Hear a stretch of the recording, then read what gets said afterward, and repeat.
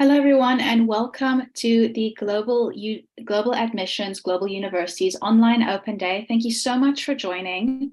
Thank you so much for joining in today's Open Day. We've got so many very interesting universities from all over the world that are joining today.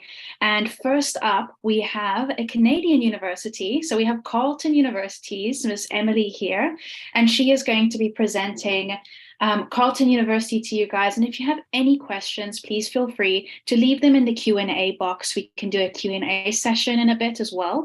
So if you have any questions about studying over there, please make sure to add them and we will get to that in a short while. So thank you so much for joining, Emily.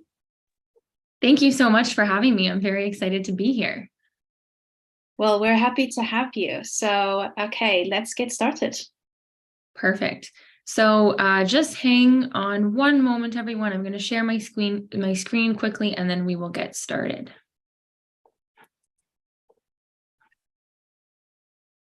Awesome. Can I just get a thumbs up if you can see my screen? Perfect. Excellent. Hello, everyone. My name is Emily, and I'm an international admissions and recruitment officer at Carleton University in Canada. And I'm also a proud graduate of Carleton University. So I was a student. I graduated in 2018, so almost 5 years ago, and I studied criminology and criminal justice. And now my job at Carleton is to recruit international students like yourselves, and I'm also an admissions officer. So I look at students' applications and I send out offers every day, which is really awesome. And like it was mentioned a few minutes ago, I would love to be able to answer your questions at the very end of this presentation. So if I don't, touch on something that you're really wondering about, please let me know, because I'd be happy to answer your questions. Now, Carleton University is located in Ottawa, which is the capital city of Canada.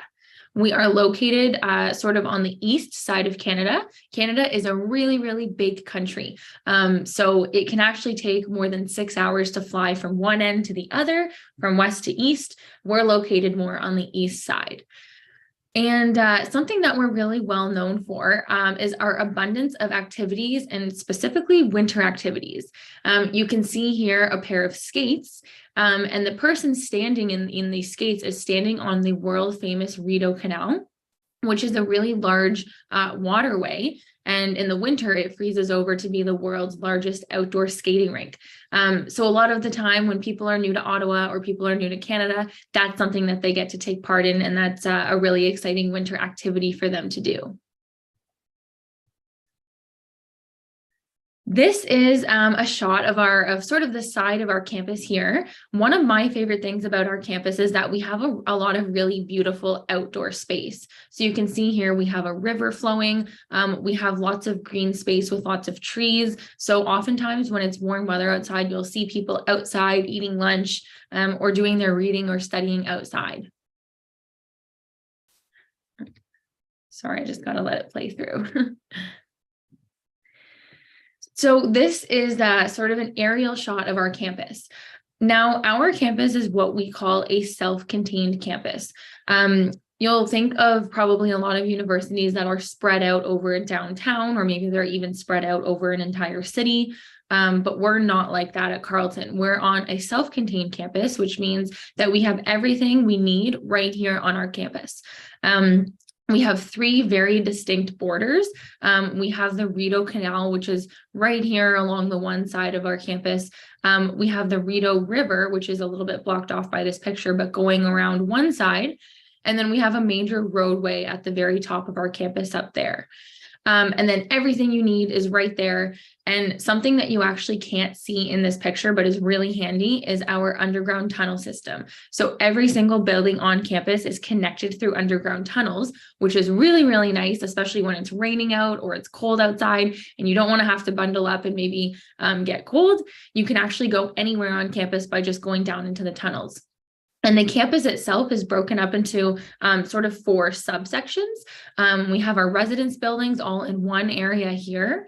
Then we have all of our academic buildings. So this is where you would have all of your classes. This is where you would find the library in this section here. And then up kind of in the top, we have all of our athletic facilities, which you as a student have access to. And then sort of blocked off by this, this map here is all of our administration buildings. So it makes it very easy to find your way around campus. And if you don't know your way around campus, there's lots of really friendly faces who will be happy to show you. And here's another quick aerial shot right here. So one thing that I get asked a lot by students and their parents is, will my son or daughter, or will I get a job after I graduate? And the answer is yes. And I'm going to talk a little bit more about this later on in the presentation, but our students get jobs both while they are a student and right after graduation. So we have a lot of really cool job opportunities for students while they are actually still in school, which lead to full-time work opportunities after graduation, which I will touch on in a few minutes. So one of the ways that you as a student can get work experience while you're studying is through our co-op program. Now, most of our programs have a co-op option. For those of you who don't know what co-op is, it stands for cooperative education. And what it is it's paid work placements. So if you're in a program that has co-op, such as engineering, you'll be required to complete 4 co-op terms. Each work term is 4 months long, so it's the equivalent of 1 semester, and it's always at the same time as a normal semester would run. You have to complete your first 2 years of study, and then you can begin your first co-op placement. So it's a really great opportunity for you to, first of all, make money to help finance your studies. It's full-time paid work. So you're not studying while you're working, you're just focusing on working. It's also a really great way for you to meet professionals who are working in the field that you are studying in. So it's great networking experience. It's great hands-on experience. You're actually applying what you're learning to real life practice and real life problems. And usually it ends up leading to full-time work after students graduate. So I know a number of people who did their co-op, and before they even graduated university, their co-op employer offered them a job for when they graduated. So it's kind of a really nice security in that sense, and really helps build that stepping stone to your career after graduation. Here are some examples of where our co-op students have done their co-op. So you can see some pretty big names here. We've got students at Amazon, Microsoft. We've got some of the big accounting firms here that a lot of our business students will do their co-op at, like Deloitte, KPMG, Ernst & Young. You may notice Shopify is on there. Shopify is a really big one for our computer science students, as well as some of our engineering students and even some of our business students as well. So you can do your co-op at a really big company, and it looks absolutely great on a resume. Now, you might be wondering, what programs do you offer at Carleton? Well, at Carleton, we have 22 degree programs with over 100 different majors. So you can select a degree program, and then within that degree program, there's going to be lots of options for you to major in. And then diving even deeper into that, you may want to do a concentration. For example, I did the Bachelor of Arts. I majored in criminology and criminal justice, and then I did my concentration in psychology. So you can get very specific in your degree if you want. You don't have to, but the option is there if you want. So we have sort of 5 major areas that our degrees fall within. We have engineering and design, our Faculty of Engineering and Design, which has our engineering program, and there's 13 different streams of engineering. So we've got aerospace, biomedical, electrical, mechanical, civil, environmental, and quite a few more. We also have some design schools. So if you're interested in sort of the creative part of engineering and building and design, we have our architecture program, we have industrial design, we have information technology, and then we have media production and design. Our next faculty is we have our Sprott School of Business. So we have our Bachelor of Commerce and our Bachelor of International Business. We also have our Faculty of Science. So if you're interested in anything related to science, whether it be biology, chemistry, biochemistry, neuroscience, those are all options for you. We also have health sciences, and we have computer science. And then moving on to sort of the arts and social sciences side, we have our Bachelor of Arts, which has over 30 different majors to choose from, such as psychology and law. We also have a cognitive science program. We have a public affairs and policy management program. We have a journalism program. And so we have a wide variety of programs. So if you're wondering maybe, or if you're looking for a very specific program, perhaps you can let me know in the Q&A, and I can let you know if we have the program and maybe talk a little bit about it. But for now, I will move on and talk a little bit more about sort of the academic side of things, and how you can figure out if you're eligible, or figure out how to be eligible for what program you're interested in. So if you go to this website here, carleton.ca/international, we have a really handy tool on our website. You can put in your education background. So for example, if you're in high school in a different country that's outside of Canada, you would select international high school.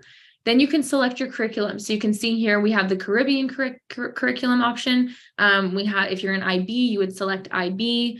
If you're doing your GCE A-levels, if you're doing WIAC, if you're doing another national curriculum, you can choose which curriculum that you're doing, choose your program of interest, and then click Get Details, and it will pull up our page that shows the admission information for that specific program and that specific curriculum. So for example, if you're an IB student pulling up engineering, it'll say that you need to have a minimum of 28 points, as well as math, physics, and chemistry. So it's a really handy tool for you to use if you want to go check that out. Now, the tuition and costs, I usually get this question. Our tuition fees range between $30,000 and $46,000 per year, and that's in Canadian dollars. So those tuition fees cover your fall semester and your winter semester. Now, if you choose to live in residence, the living expenses are about $12,000 per year. That includes your living costs as well as all of your meals. You get a meal plan that fits into that cost, so you don't have to pay anything additional to that fee. Now, you may be wondering about how we may be able to help finance your studies, because it is very expensive. One of the big ways that we help students and international students finance their studies is through our entrance scholarship program. So as you can see here by the breakdown of this table, if you have an average of 80% or higher in your final year of high school, you will automatically receive an entrance scholarship. So you don't need to submit a separate application for an entrance scholarship, because we'll automatically assess you when you apply to one of our programs. Then when you receive your offer of admission, in your offer letter, we'll let you know which scholarship you are receiving. So as you can see here, if you have at least an 80% average, you will for sure receive a scholarship. And the higher your average is, the more money we'll be able to offer you. So the lowest scholarship that we offer is $4,000, and that's broken up over your 4 years of study. And the highest one is $16,000. And again, that's broken up over years of study. So if you're doing IB and you're wondering what that is in points, as long as you have a minimum of 28 points, you'll receive a scholarship. If you're doing your A-levels, as long as you have B and C or higher, then you will definitely receive a scholarship. So please, if you have questions about scholarships, I'm always happy to answer, but just know that you will be automatically assessed, so you don't have to do anything extra in order to be considered for one of these. Now, another requirement that you may need to fulfill is the English as a second language requirement. So for those of you who are studying in a fully English-speaking curriculum, you may be eligible to not have to send in an English test, but it's still likely that you will need to. We ask for an English test for students who are living in a country whose primary language is not English. So it is likely that you may have to submit a test. These are a list of the English tests that we accept. So as you can see, we accept a variety of them. And there's on our website, which I can give you at the end of this, we give a breakdown of the minimum score on each test needed in order to be eligible for admission to Carleton. I can just tell you, for example, if you're doing IELTS, you need to have a minimum of a 6.5 overall with a minimum of 6 in each band. If you're doing the Duolingo English test, you need to have a minimum 115 overall. And then all of your sub-test scores need to be 90 or higher. Now, a little bit about the Carleton community. This is actually one of my favorite parts about Carleton and something that made me feel very welcome and included as a student. We have a very diverse community. So our population is about 32,000 students, which is about a medium-sized university compared to other Canadian universities. And about 15% are international students. So we have over 4,500 international students, and our students are from all over the world. So we have students from over 150 different countries. So it's highly likely that you'll be able to meet students from the same country as you, but also from other countries as well. And the Carleton community, one of the reasons why it's so strong is because everyone is very welcoming, everyone is very inclusive, and everyone really has each other's backs. And I remember the very first sort of opportunity that made me feel very welcome and like a Carleton student was when I moved into residence. So as a student, and if you are coming straight from high school, you will be given a guaranteed offer of residence. So you don't need to apply for residence because you will already be given a spot. And when you receive your offer of admission, we will let you know that you are receiving a spot. We have 2 living styles. So we have traditional rooms and we have suite style rooms. A traditional room does not have a kitchen. You have a bedroom and you have a bathroom. But if you're living in a suite, you do have a small kitchen. So the suite styles are a little bit more expensive than the traditional rooms. But both come with a meal plan and both are great options. Now, we also have single rooms and double rooms. So in a traditional room, you could have a single room or a double room, same with a suite style. If you want to live by yourself and you don't want to share your room, you can request to do so. But if you want a roommate, then that's also an option as well.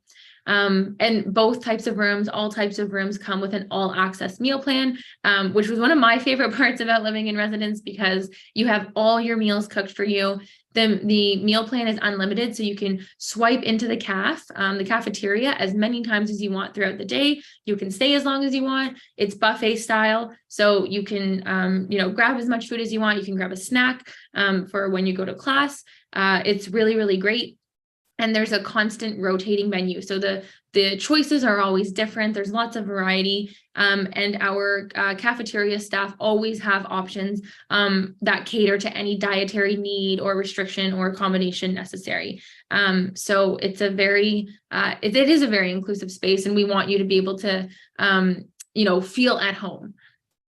And then the other really great reason for living in residence is because you will get to meet other first-year students who are in your program, who are in other programs, who are from Ottawa. So those people will be able to show you around the city, maybe tour you around campus. And then you'll also be able to meet international students. So it's a really, really great way for you to meet other people and really just sort of get integrated into the Carleton community. Now, we also have lots of peer support. So as an international student, I was not an international student, but I can only imagine how challenging it is to move to another country. You're experiencing a whole different culture, a whole different climate. And so we really want to help ease that transition for you. Our International Student Services Office offers a ton of support for international students starting even before you arrive. We want to make sure that it's a seamless transition and that we are helping you as much as possible so that you can get settled and, get into your classes and feel comfortable at Carleton and in Ottawa. So we call it ISSO for short, this office. This office has peer support, so mentors who are international students. So you can get paired with a mentor if you would like, someone who is an upper year international student, and they will help get you oriented to Carleton and get oriented to campus.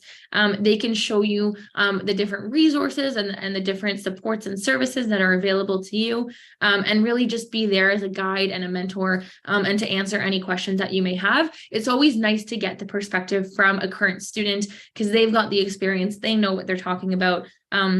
They're living it right now. And we, as well as these students, really want to help you, join the Carleton community and feel at home with us. Now, in terms of student life, we have a ton of different ways for you to get involved. I see that we have a few questions now, so maybe I'll take one. I'll take one or two now, but I just want to mention in terms of student life, there's so many ways for you to get involved. And my contact information is going to be on one of these last slides. So if you have any questions, I'm happy to answer questions about different clubs that we offer. Maybe you're looking for a specific one. But for now, I'm going to see about a question in the chat here. I'm going to just look for one. So I'm seeing questions about graduate programs. I'm actually only representing undergraduate programs, but I'm happy to provide contact information for our graduate studies office. And I see a question here from Marie. If there's any Bachelor of Science programs on food science and technology. And the answer is yes, we do have a food science program. It's not combined with a technology program, but we do have technology programs as well. So both of those options are available to you. I see I have 1 minute left, so I'm gonna look for one more question and then I will hand it over to the next speaker and leave you my contact information. I'm seeing a few questions about scholarships and if we have fully funded scholarships. We unfortunately do not have fully funded scholarships. We really only have our scholarships that I mentioned. But unfortunately, we don't have fully funded ones. But if you have questions about scholarships, please, or anything really, please send me an email. My contact information is on the slide here. Our website is on the slide. I'm happy to set up a one-on-one appointment with you so that we can get your questions answered, or I can answer your questions over email. So I just want to thank everyone so much for joining, and thank you to Saskia for hosting me here today. I will pass it off to you. Thank you so much, Emily. So everyone, please make sure to, if you need the information, if you need the email or the website, to take a screenshot or write it down. And we'll also leave this in our chat later. So if you need any of this information, you can get it there. Thank you so much, Emily, for representing your university. It looks absolutely amazing. I'm sure that it would be definitely one of the #1 choices for students interested to study in Canada. So thank you so much. Okay, so I see we have quite a couple of extra students that have joined. So let me share here. So I'm just going to say again, welcome everyone to the Global Admissions Online Open Day. We have a lot of different universities here. We've just had Miss Emily represent the Canadian University of Carleton University. So if you're interested in that, just also remember, if you've missed anything, this is also being live streamed on YouTube. So on the Global Admissions YouTube channel, if you want to re-watch it or find some more information or just feel like you've missed something, you can always re-watch it there. So that is a great option. Make sure to subscribe there. And then let me go over some of the other universities that are going to be joining us today. So we have a lot of universities from all over the world. We now will be having Beijing Normal University, Hong Kong Baptist University, United International College, also known as UIC. And then after that, we have the Japanese University of Yamanashi Gakuin University. After that, we have Zhejiang University International Business School, also known as ZIBS. And then we have the French University, Ecole de Journalisme from Nice. Then we have the EU Business School also joining after that. We have the University of West Indies, My colleague Nadia will be introducing the Tsinghua University Masters of International Construction Project Management. Then afterwards, we're going to be doing a segment where I will introduce the benefits of studying in each country that is being represented here. So stay tuned for that. Then after that, we have our last university, a Scottish university. So the University of Highlands and Islands will be joining us after that. And then we'll have our closing. So we next will have Beijing Normal University, Hong Kong Baptist University, United International College joining. So let's see here. Okay, hold on a second.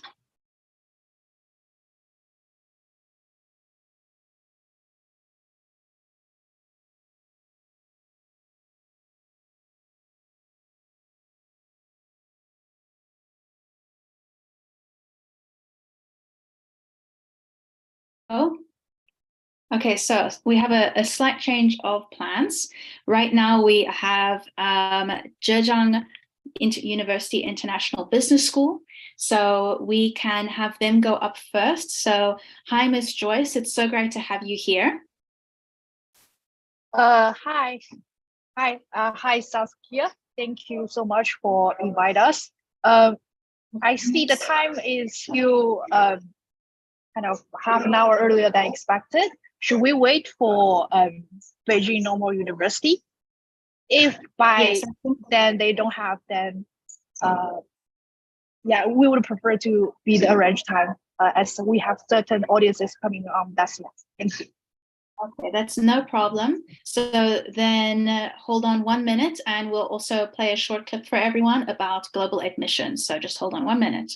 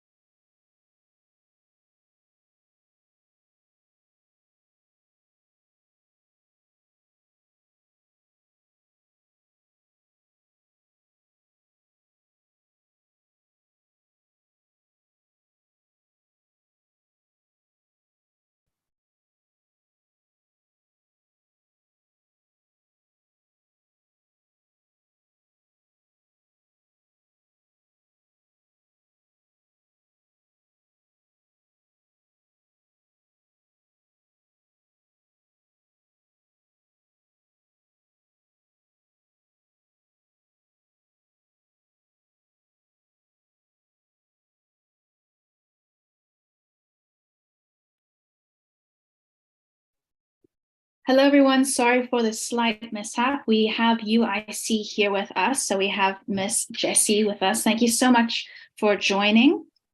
Hello, can you hear me? Yes, I can hear you. Great. Hello, everyone. Sorry for the delay. Then I will No get problem. I try to share my screen now. For just let me know you can see my screen. Is that okay? Yes, I can see it. Then I will go for the webinar now. Okay, hi all. Thank you for joining the webinar today. My name is Jessie from the International Development Office of Beijing Normal University, Hong Kong Baptist University, in United International College. It's a pleasure to be here and give you a brief introduction of UIC. And now let's go started.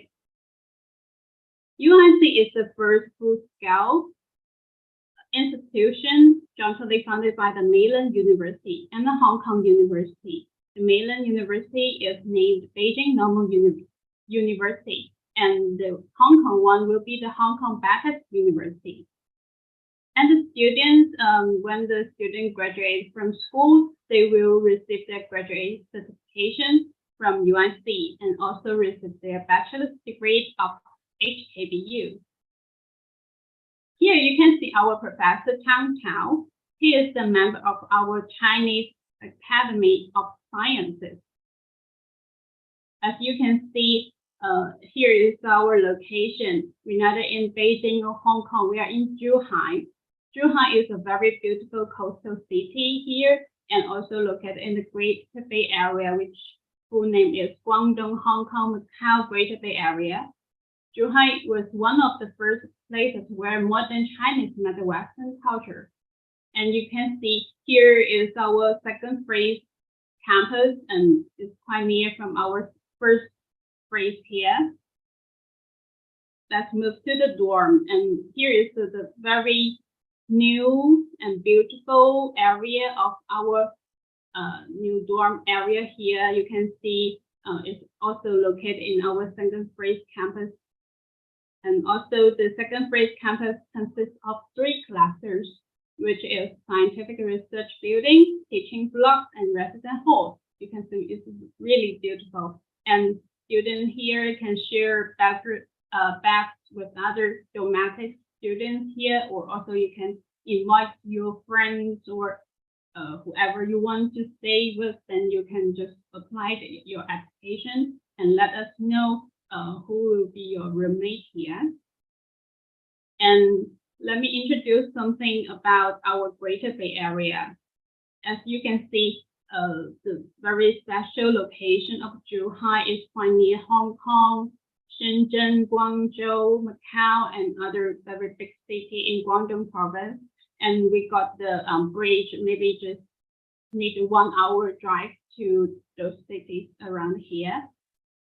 And also we provide some opportunity for students, like International Innovation Technology Hub here, and also the career opportunity and some very beautiful city places here. And you can just go travel to Hong Kong or Macau to experience some different cultures. Also, we have a development office of career, and if the students want to consult about their career after the graduation, then we can give you some advice of that.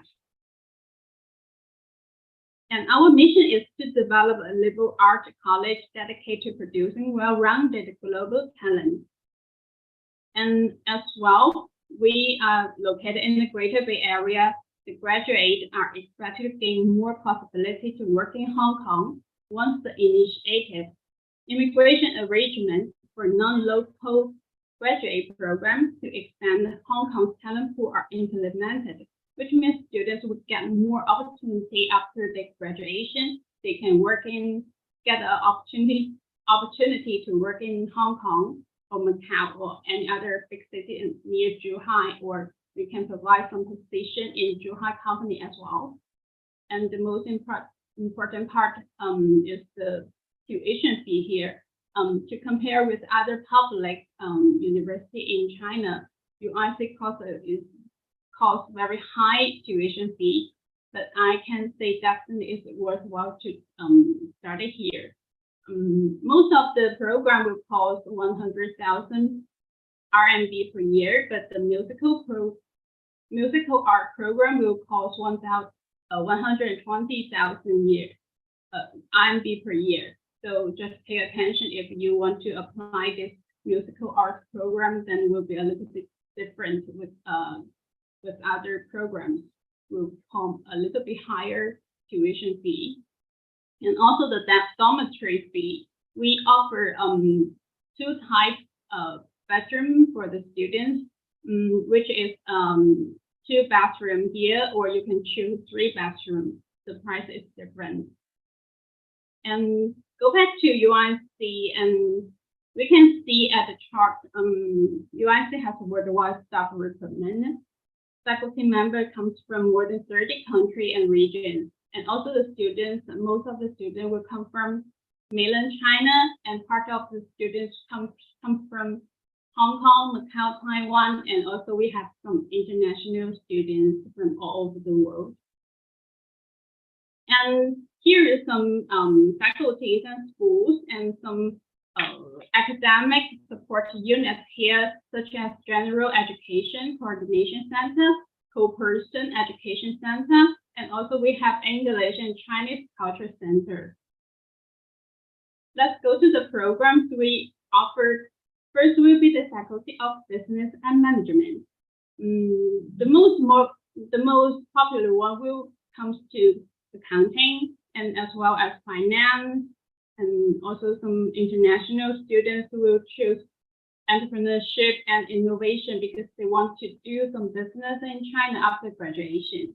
And you can also choose other programs that are very popular as well. And the second will be the Faculty of Science and Technology. And more students is applying for computer science, technology, and data science, as well as AI program is really popular in recent years, especially in 2023 intake. We can see some application is also applying for those really hip programs of science and technology faculty. And let's go to the Faculty of Humanity and Social Sciences.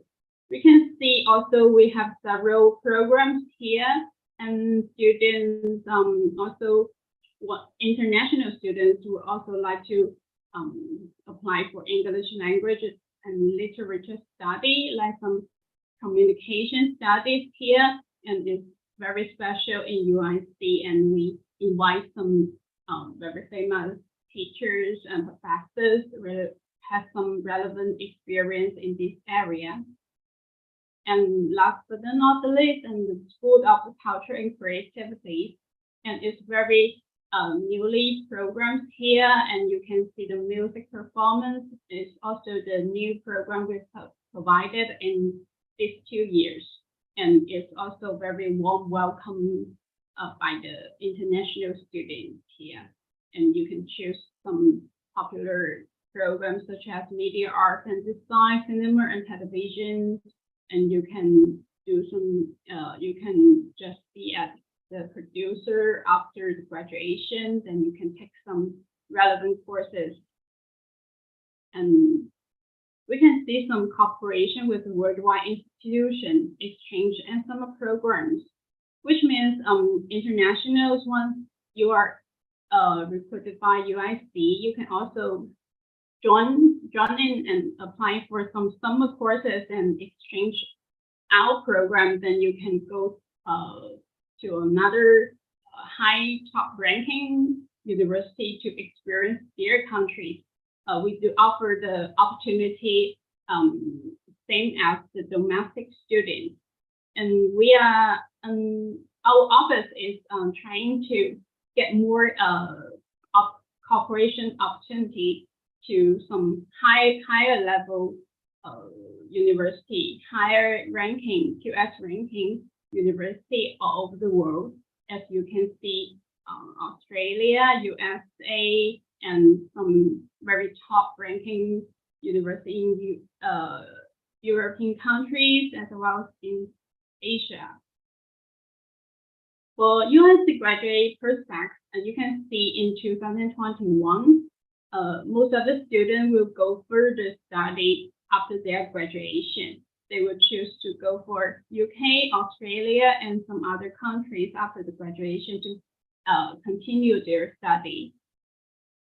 In 2021, around 900 out of graduates were admitted to top 100 QS ranked university. You can see the list here. There are the college and the university our graduates goes to after the graduation. And we do offer some relevant activity for students. As you can see those pictures, here is some picture of higher table dinner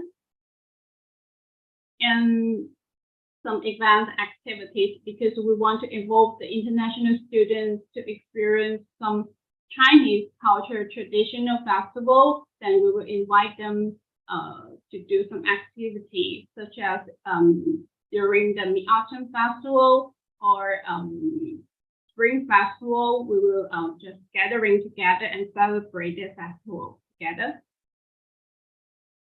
Such as some culture activity experience in UNC, like the calligraphy, traditional food making, flower arranging, Tai Chi classes, and the handicrafting, painting, and other very interesting activities, as you can see in the picture. And we will organize some day trip around Zhejiang and other cities here. As you can see, some field trip picture here.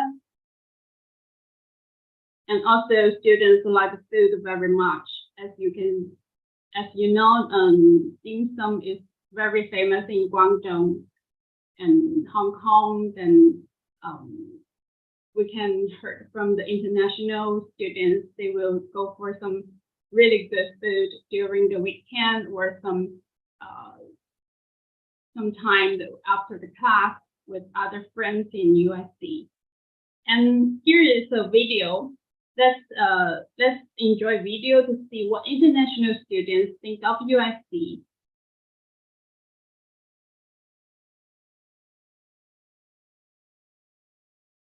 Can you hear the voice?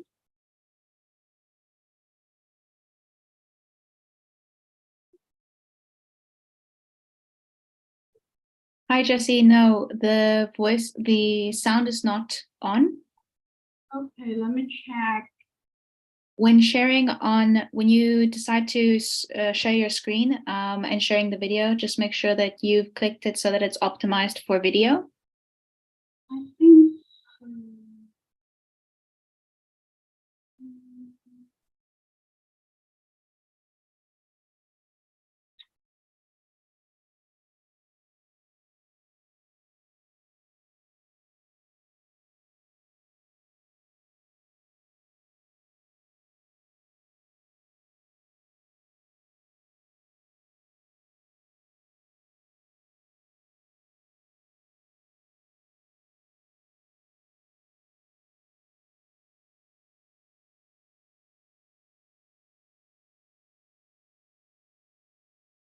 How about now? Does this sound okay? No, there's still no sound available. Oh wait, now there's sound available. No sound.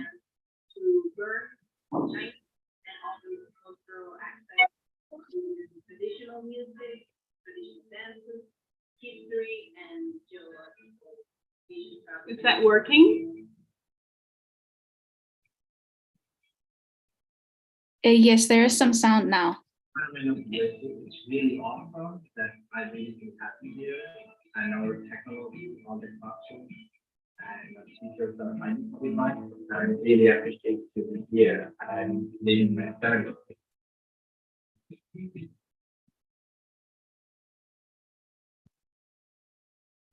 UIC, I just think about when I went back to the club there, and they had so many different organizations there for us to get interested in. Every club was so passionate about what they did.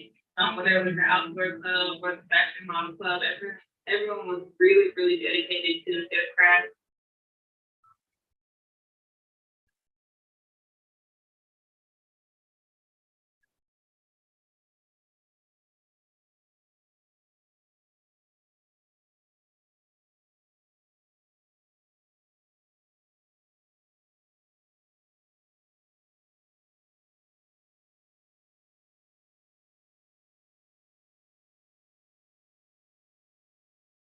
Yeah, if you want to rewatch the video, you can go back to our homepage and see more testimony from our international students. And let's go to the scholarship part. UNC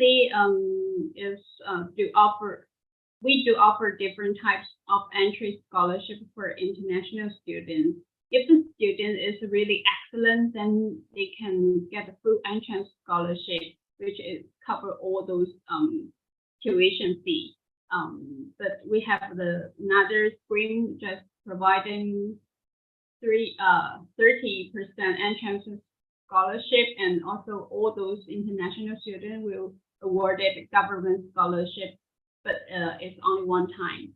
Those scholarship will only provide once from the government, but students can renew their scholarship by year review. Then they can keep receiving full scholarship if they can keep and very good academic performances. Then they can just keep going on their full scholarship awarded. So we are driving those students to keep their motivation on study. And all those quota will based on first come, first serve, which means if you really want to get the scholarship from UNC, you'd better to submit your application as soon as possible, because the portal is already open for several months. We already received some applications all over the world, so the competition is quite fierce. If you want to get the quota, just submit your application and maybe consult China Mission, or just directly email us for further advice. It's also welcome. Here are some general college admission requirements, because it's too many details here. Maybe you can go through all those details on our homepage after the webinar, or some details about the requirements by region. And before you submit your application, please pay attention to those materials which is required, like graduate certification of high school and transcripts, recommendation letters, and your personal statement, your passport copy. If you're from non-English speaking country, then you need to provide your language certification as well. TOEFL is required 79 internet basis and IELTS 6. Our deadline will be June 30. Last but not least, then we can enjoy some beautiful scenery in UIC. You can see here is the teaching building and the lake at the middle of the college. It's a really beautiful campus here. And here is our library, our learning resource center. Here is inside the learning resource center. And we got a sport complex here. And Huiteng Sport Park just near our campus. Here is the canteen. We have 3 canteens in UIC. You can choose whatever you want in UIC, or you just go out for food out of the campus, or enjoy the life in Zhejiang. Here in the middle of the you can see the picture in the middle is our dormitory in first grade campus, and is the 3 bathrooms, and they will share a common room and at each floor. Hi, Jessie. We need to continue on to the next university. Okay. So yes. So right. I will leave my contact here. If you have any other questions, just contact us on WeChat, Facebook, or YouTube, or just go to China Admission for further advice. Thank you so much, Stay. Thank you. Thank you so much, Jessie. So everyone, you can see all the information here. You can scan the QR code if you want to reach them through WeChat. You can also find them on Facebook and YouTube as well. And the email is also there. So if you need anything, just make sure to contact through that. If you have any further questions, please leave them in the Q&A box. Thank you so much, Jessie, for joining. Okay, so next up, we have Mr. Alam from Yamanashi Gakuin University. Thank you so much for joining today. Hello. Hi. Hi, thank you so much for joining. Thank you very much. So should I start? Yes, you can start with sharing the screen and then continue from there. Sure.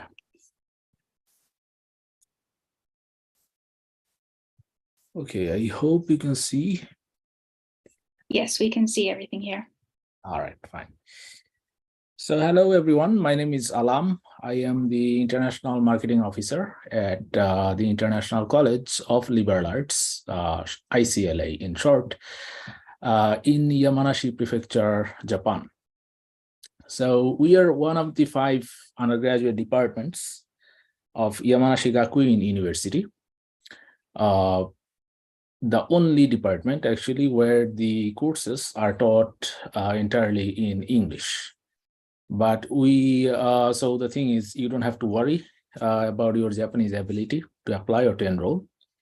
But the great thing is that we teach Japanese language as part of the degree. So by the time you graduate, you'll be able to speak, read, and write Japanese language, which will help if you want to have a career in Japan or with any Japanese companies anywhere in the world. We offer a 4-year bachelor degree in international liberal arts with 4 majors: global business and economics, political science, interdisciplinary arts, and Japan studies. Another thing to mention here is that we have a very international student body.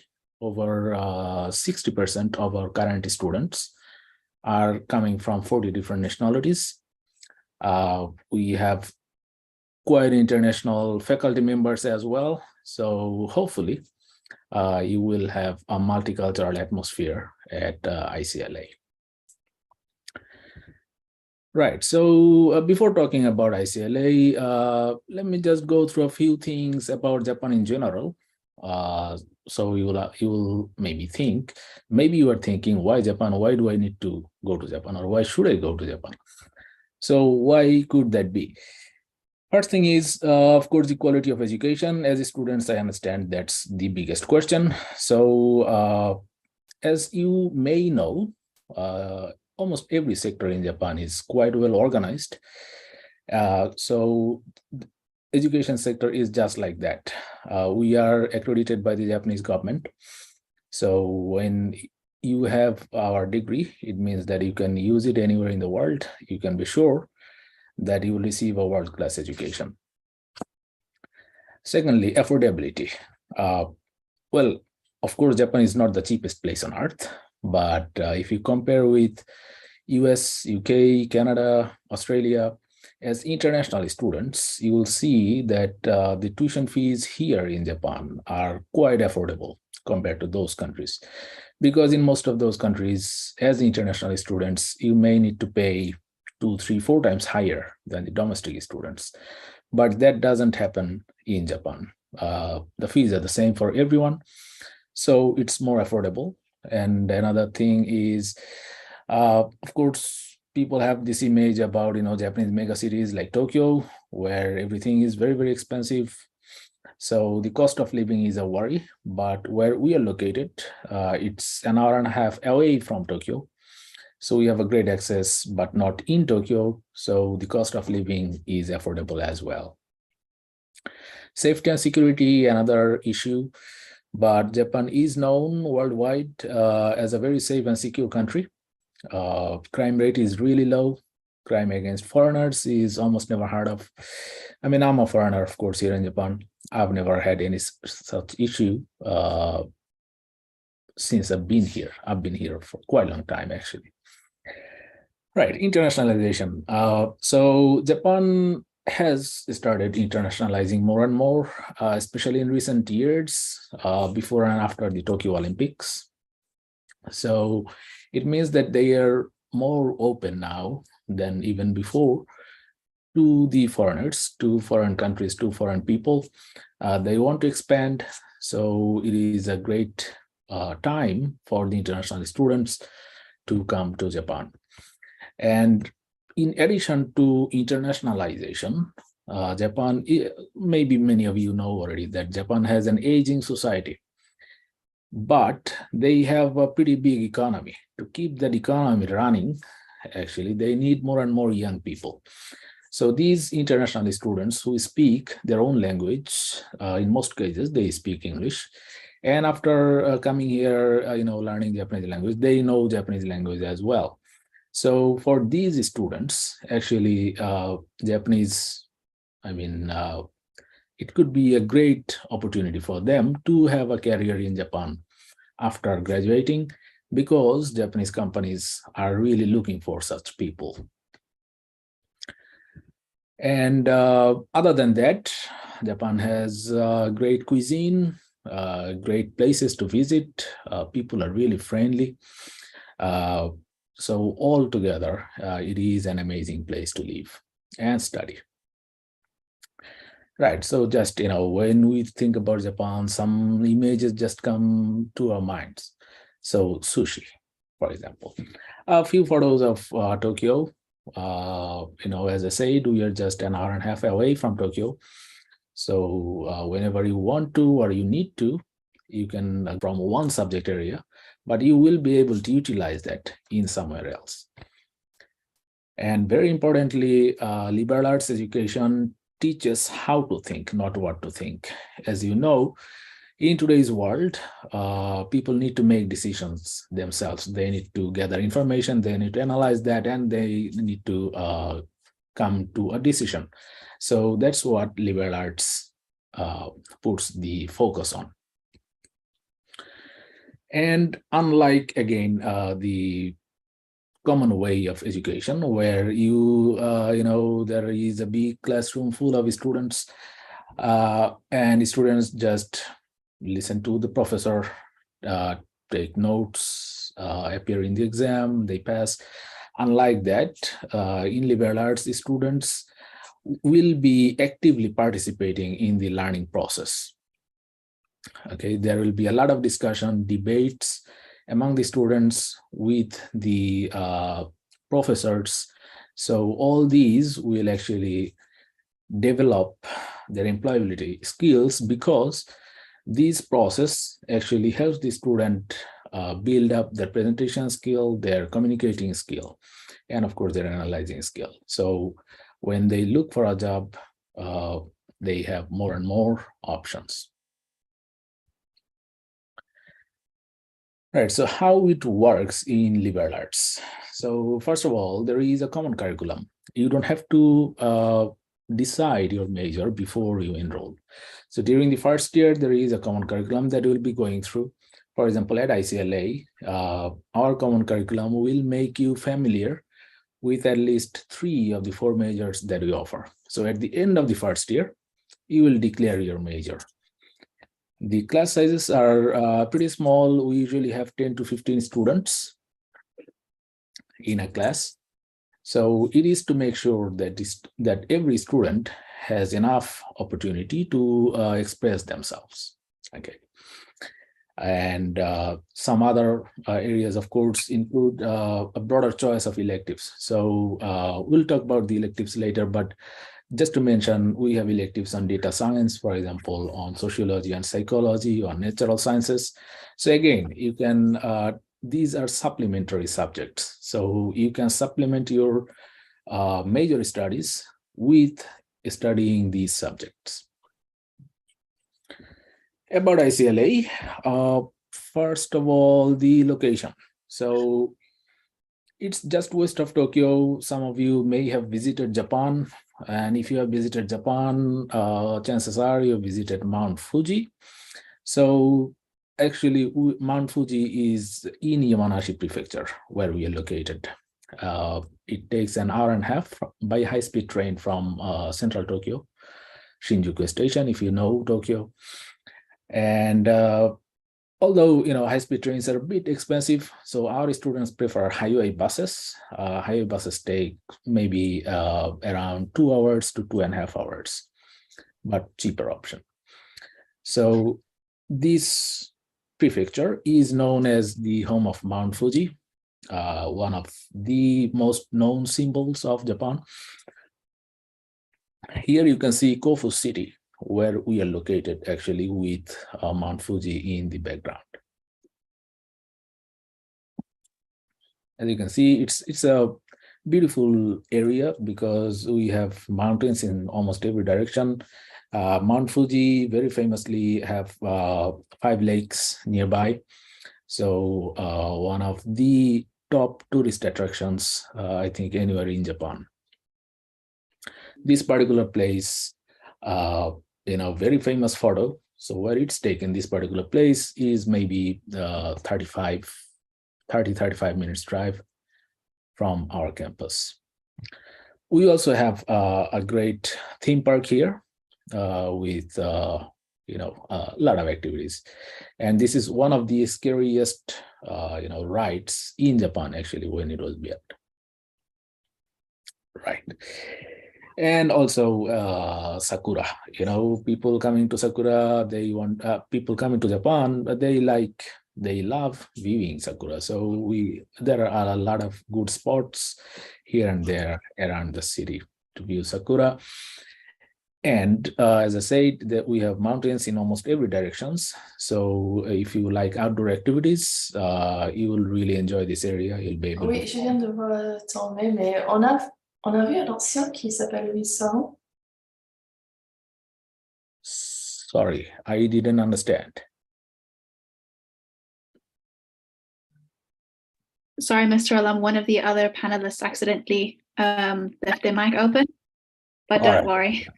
Okay. I thought someone just had a question.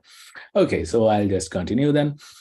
Right, just to give you some ideas about the weather here. Although this photo shows some snow, it actually doesn't snow that much. Although it could be quite cold during winter, but it's pretty dry, so it doesn't snow that much. About Yamanashi Gakuin University, the university that we are part of. It is a private, not-for-profit educational organization in Yamanashi. It was founded in 1946. It's pretty well known all over Japan for its sports division. We have had over 65 Olympians so far graduating from or related to Yamanashi Gakuin University. As I said, we have 5 undergrad colleges, but only at iCLA the courses are taught in English. There is also a postgrad school in social sciences, but the courses are taught in Japanese there. About iCLA, just to recap, in a way, we offer a Bachelor of International Liberal Arts. It's a 4-year degree. We have over 60% of our current students coming from 40 different nationalities, so it's a very international student body. The student to faculty ratio is just 5:1. So as you may remember, I talked about the class sizes. So small class sizes actually comes from the student to faculty ratio. So it makes sure that you have enough access to your professors whenever needed for any advice. Again, all the courses are taught in English, so you do not have to worry about your Japanese skill to apply or to enroll. Right, so curriculum, again, we offer 4 majors: global business and economics, political science, interdisciplinary art, and Japan studies. Along with that, we have elective courses in data science, sociology and psychology, natural sciences. We also offer Japanese cultural workshops on, for example, martial arts, tea ceremony, flower arrangement, those kind of things. And as I said, we teach Japanese language as part of the degree. So by the time you graduate, you will learn Japanese. Also, we have an extensive study abroad program. We'll talk about that in a bit. Before going there, just to quickly say that within every major, there are 3 pathways that you can take. For example, in global business and economics major, you can go for finance, international business, or economic pathway. Okay.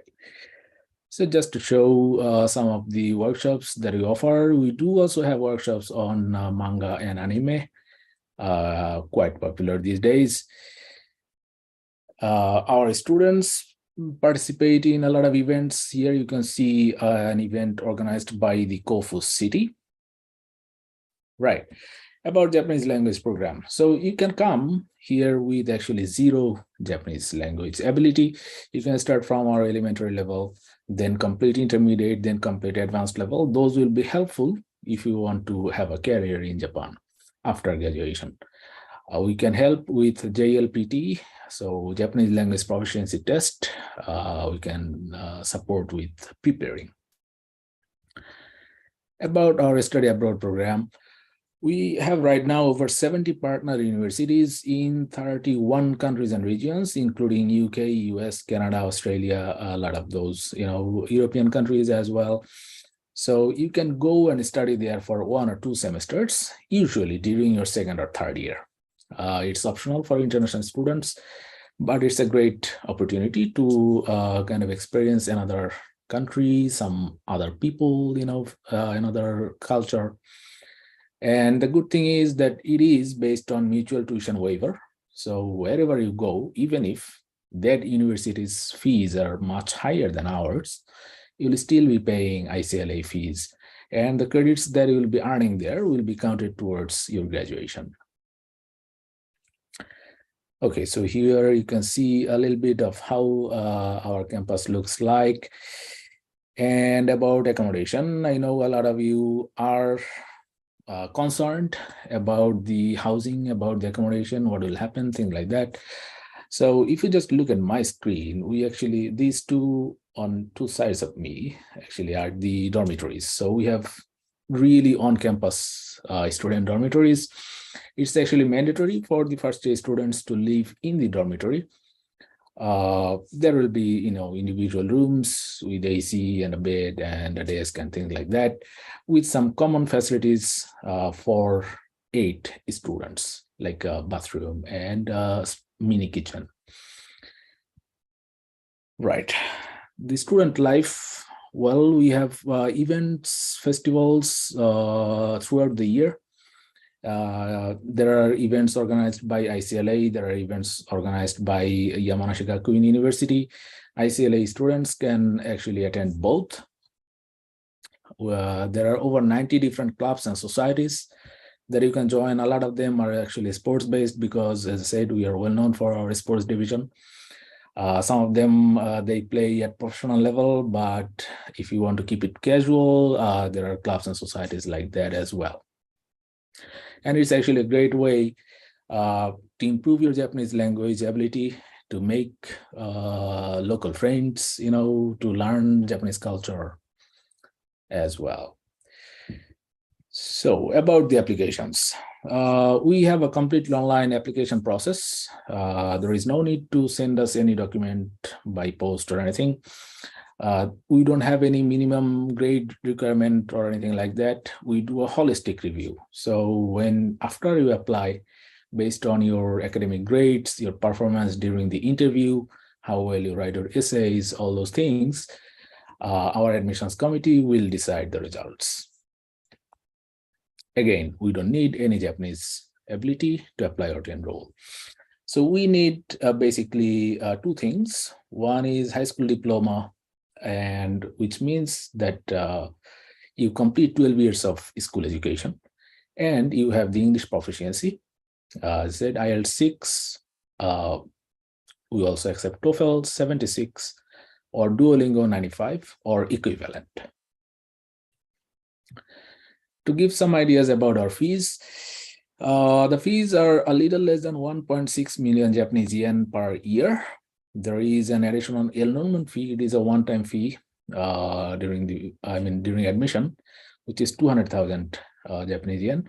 You can see kind of the US dollar amount at current rate in brackets.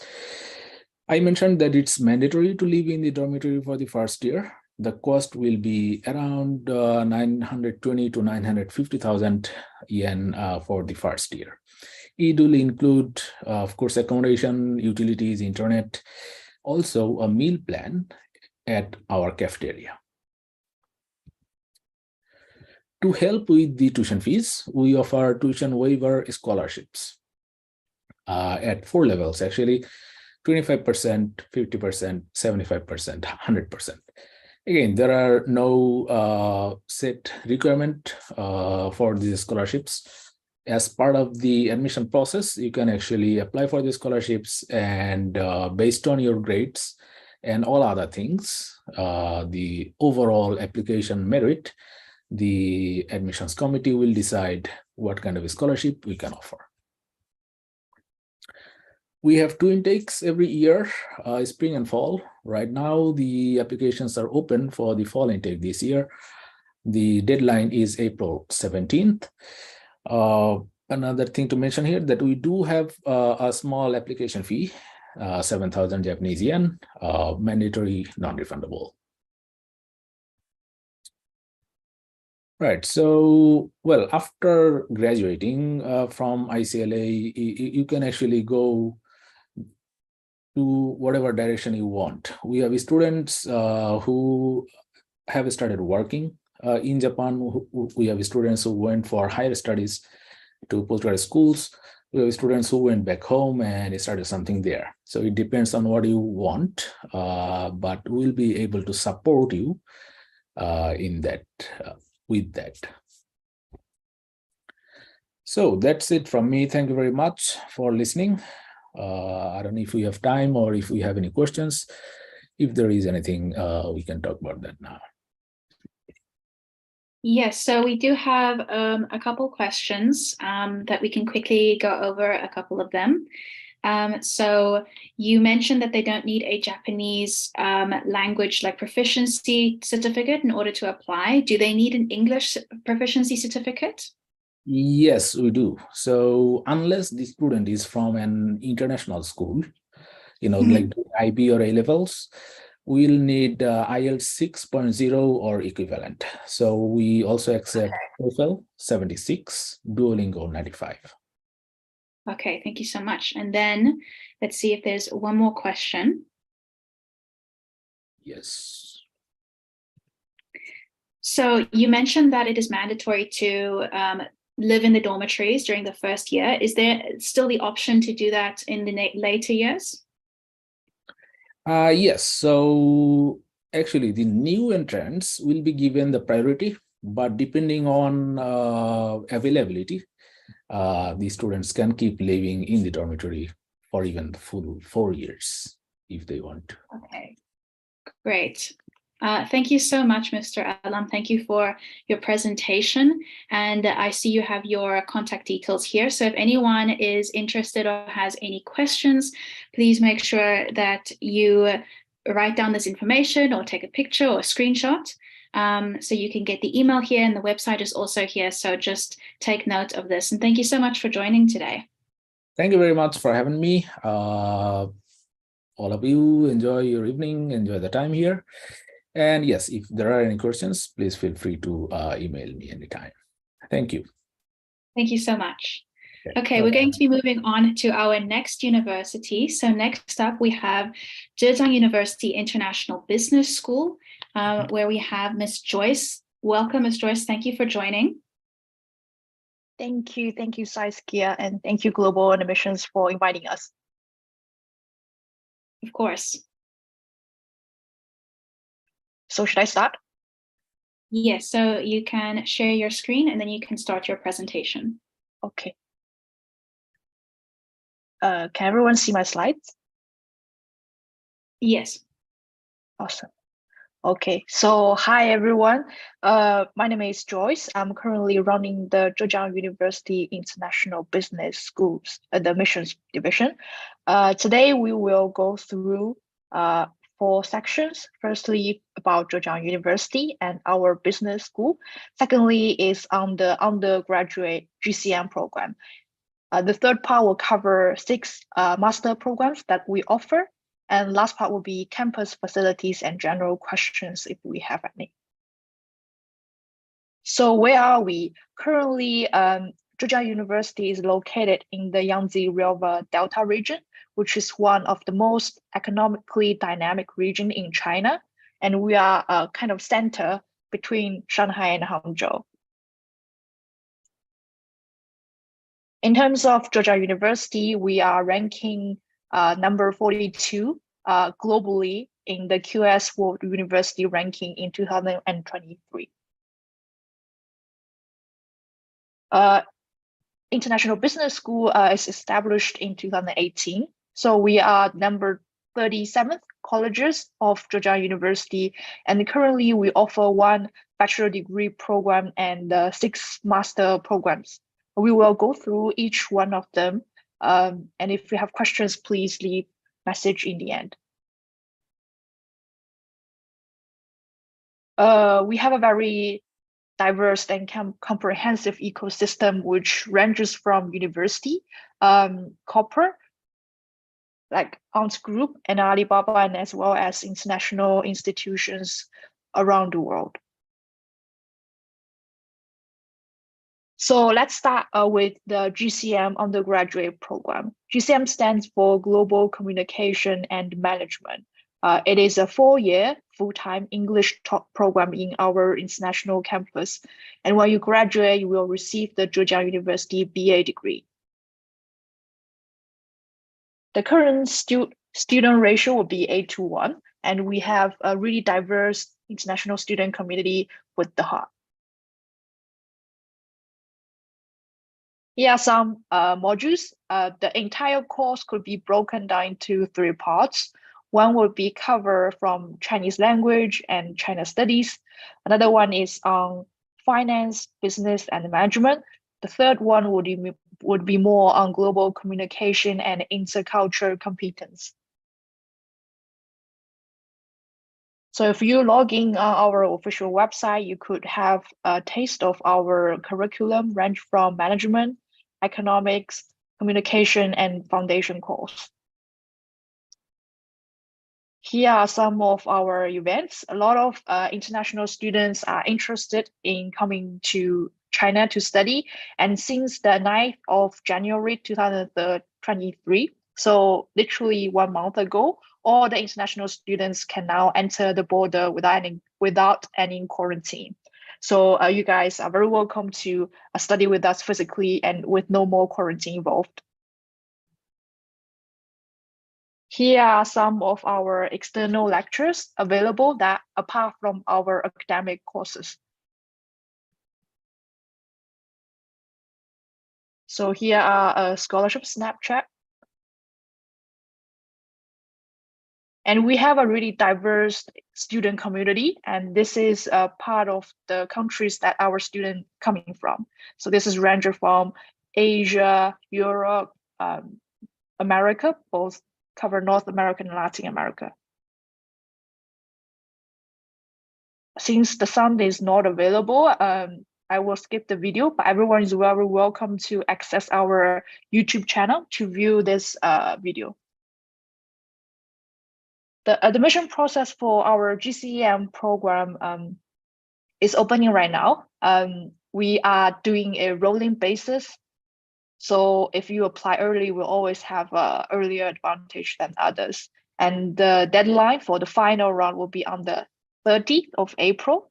you can literally just log in our portal system and start applying. The fee would be 65,000 RMB per year and up to 4 years. So that would be 260,000 RMB for the entire program.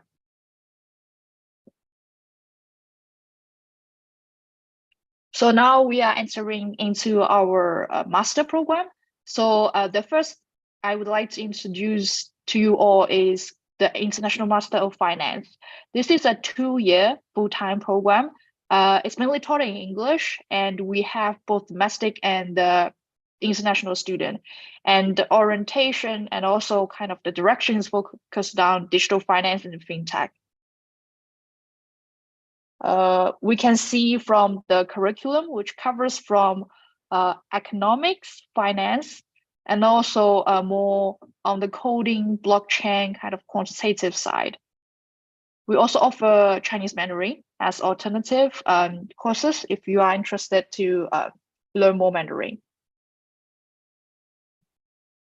We also have a very strong corporate networks domestically and internationally. So in terms of the finance master program, you will have strong support from our industrial mentor from different industries.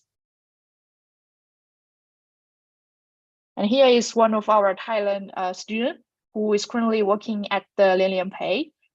So that internship opportunity is offered by ZIPS, by our international business school, given the corporate network resources that we have. This is our IMBA. So the IMBA could be done either full-time, so 2 years, or part-time, 2.5 years. This is a master degree, and we more focus on the international business direction in general. The curriculum ranges from kind of HR, corporate finance, management, leadership, and also some corporate accounting, marketing, and other modules as well.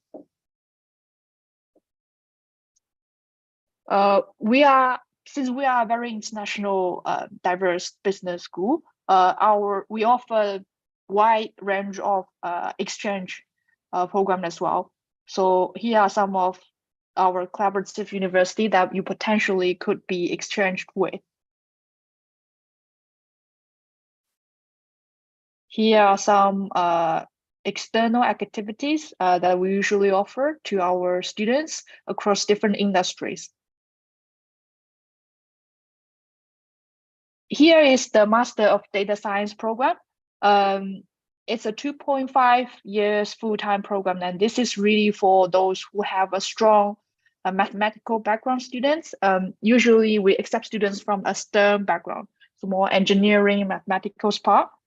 This is a really hardcore degree. So the curriculum will be more on the computer science, AI, data, kind of machine learning side.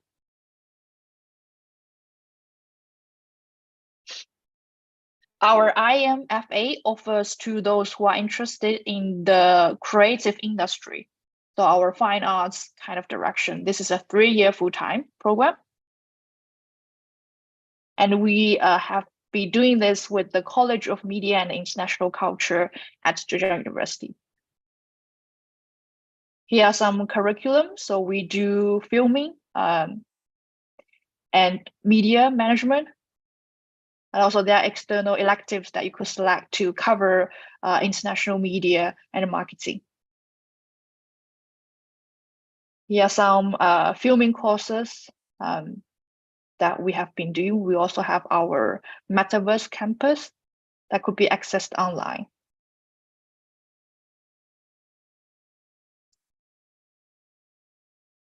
So here are the admission information for MFA. For this course, you would require an HSK 5 or above, but for the rest of the courses, we don't require any Chinese Mandarin level in advance. So yeah, that would be all for the program coverage, and our deadline would be 2.5 months away. So we strongly encourage everyone who are interested to study in Zhejiang in a international business school to apply, no matter whether you are currently a high school students or a bachelor students who are about to graduate by September this year. Also, here are my email address and landline number. So you can also write it down or take a screenshot. If you have further questions, you're very welcome to write or call to us. Let me probably kind of wrap up with our iconic program called the Master of China Studies. So this is the first China Studies program issued by the Ministry of Education in China. And it is the largest international master student program in Zhejiang University. And we really train kind of international expertise who wants to bridge China with their own origin nationality. Here are certain collaborative universities, so we usually recruit students from those universities, but we also very welcome individual candidates to apply. Here are some faculties who both taught in the Master of China Studies program as well as other programs. Here are some curriculum, so we cover from either China Business Studies or China Culture and Society. So you are also free to choose the optional modules between them. Here are some degree requirements for the course. And as a business school, we really value external corporate experience in companies. So in here, we really take students, international students around China and inside the Chinese corporate to know how the business is doing in a real scenario. Here are some of our alumni coming from different parts of the world. We have more than 600 alumni cover from more than 70 countries. So here are some requirements. For all those details, you are very welcome to visit on our official website. There will be detailed application guide and also link to apply. We also offer certain scholarship for those programs, but we strongly encourage you to apply early to kind of have a higher chances to get them. Here are some deadline. And also we are doing interview already. So if you haven't got them, you should apply soon. Let me kind of finalize everything with some pictures from our international campus. We are really diverse, international, and harmonious community here in Zhejiang. And we offer single to double room for every student. And the accommodation fee is 8,000 RMB for one academic year. We have a very abundant resources, course from library, sports hall, and also dining hall. In terms of transportation, because we are in the great metropolitan area, it's really close to everywhere. To Shanghai, it takes like an hour bullet train. And to within Hangzhou, we also have our internal subway to travel around. Yeah, I think that's all from my part. I'm happy to take any questions if we have any. Yes, we have a couple of questions. So one of the questions that students asked was to look at the scholarship page for just a little bit longer. Maybe they want to take a screenshot of it or just make note of it. Sure. Which program are they? Okay. So here is our MCS scholarship. So in terms of the high scholarship, we actually offer two ranges. One is the first class. So this will be a full coverage. And another second class scholarship would be offered up to 30,000 RMB. And so this is for master or the master potentially. I also have one for the bachelor degree program here. So this is more, Yeah, so this is the second class scholarship.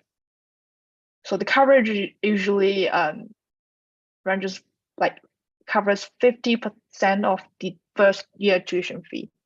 And in the coming academic year, if students perform well, we'll also give out kind of academic merits as excellent student award at the end of each academic year. Okay, great. And then you also mentioned that there's accommodation options for students. So would you recommend them to study, to live on campus, or do you think that's the best option for students to live on campus or off campus?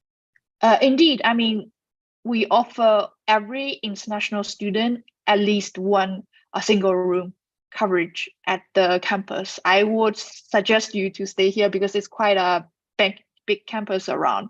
But if you feel like you want to explore more, you are also very welcome to make your own choices. Great. And is there any entrance requirement, like an entrance test requirement? It will depend on which degree programs. I would say if you have a certain degree programs on mind, do visit our official website's degree program section. In the application guide, they have all the details and the criteria. And usually we take English certificate minimum result. And also see someone ask if Duolingo is accepted. Yes, we accept Duolingo as an alternative. So for bachelor, it's 100 minimum Duolingo score in English test. And for master, it's 120 minimum score as well. And for particularly Master of Finance and Master of Data Science, we prefer to have a strong mathematical background in order to catch up with the fast-paced courses ahead. Okay, thank you so much, Ms. Joyce, and thank you for your presentation. I'm sure that everyone has been able to get all the necessary information, and it's a really great opportunity for a lot of students because it's very popular programs that people are interested in, so very high quality education as well. So if anyone has any further questions, please make sure to email Ms. Joyce, or you can also leave them in the Q&A question box down below. If you feel like you've maybe missed any information, you would like to go over anything again, please note that we are live streaming this on YouTube and it will be saved there, so you can re-watch it if there's any extra information that you need, or if you joined a bit later on. So thank you so much, Ms. Joyce, for joining. Thank you, Saskia.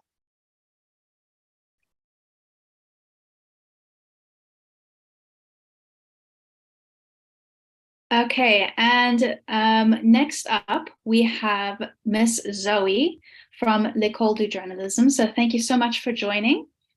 Hi there. Hi, it's nice to speak with you all. I'll just share my screen so that I can share the program that we'll be looking at today. So I'm from the School of Journalism in Nice in the south of France. And at the School of Journalism, we just provide journalism programs. So the program we'll be looking at is a master program.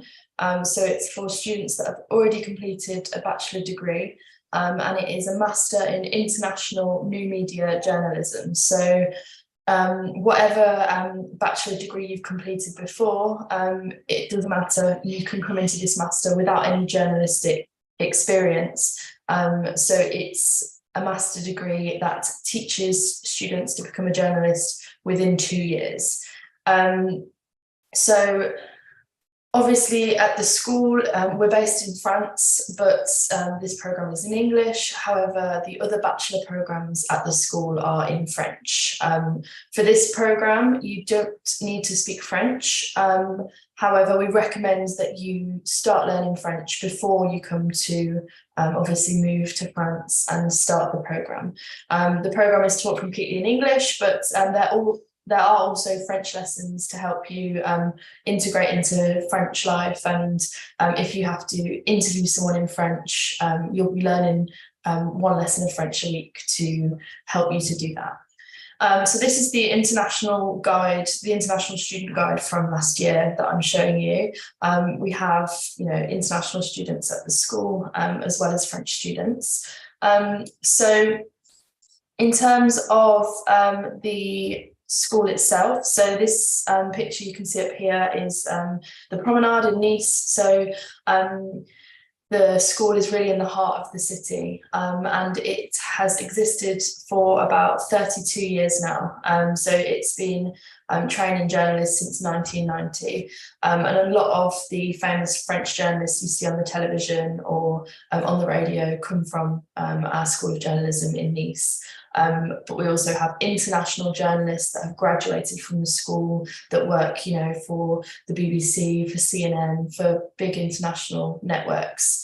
And so the school has professional TV studios, radio studios, so you can obviously learn to talk for the television, for the radio, and all of the teachers are professional journalists. So they are journalists that are working currently and that also come to give classes at the school.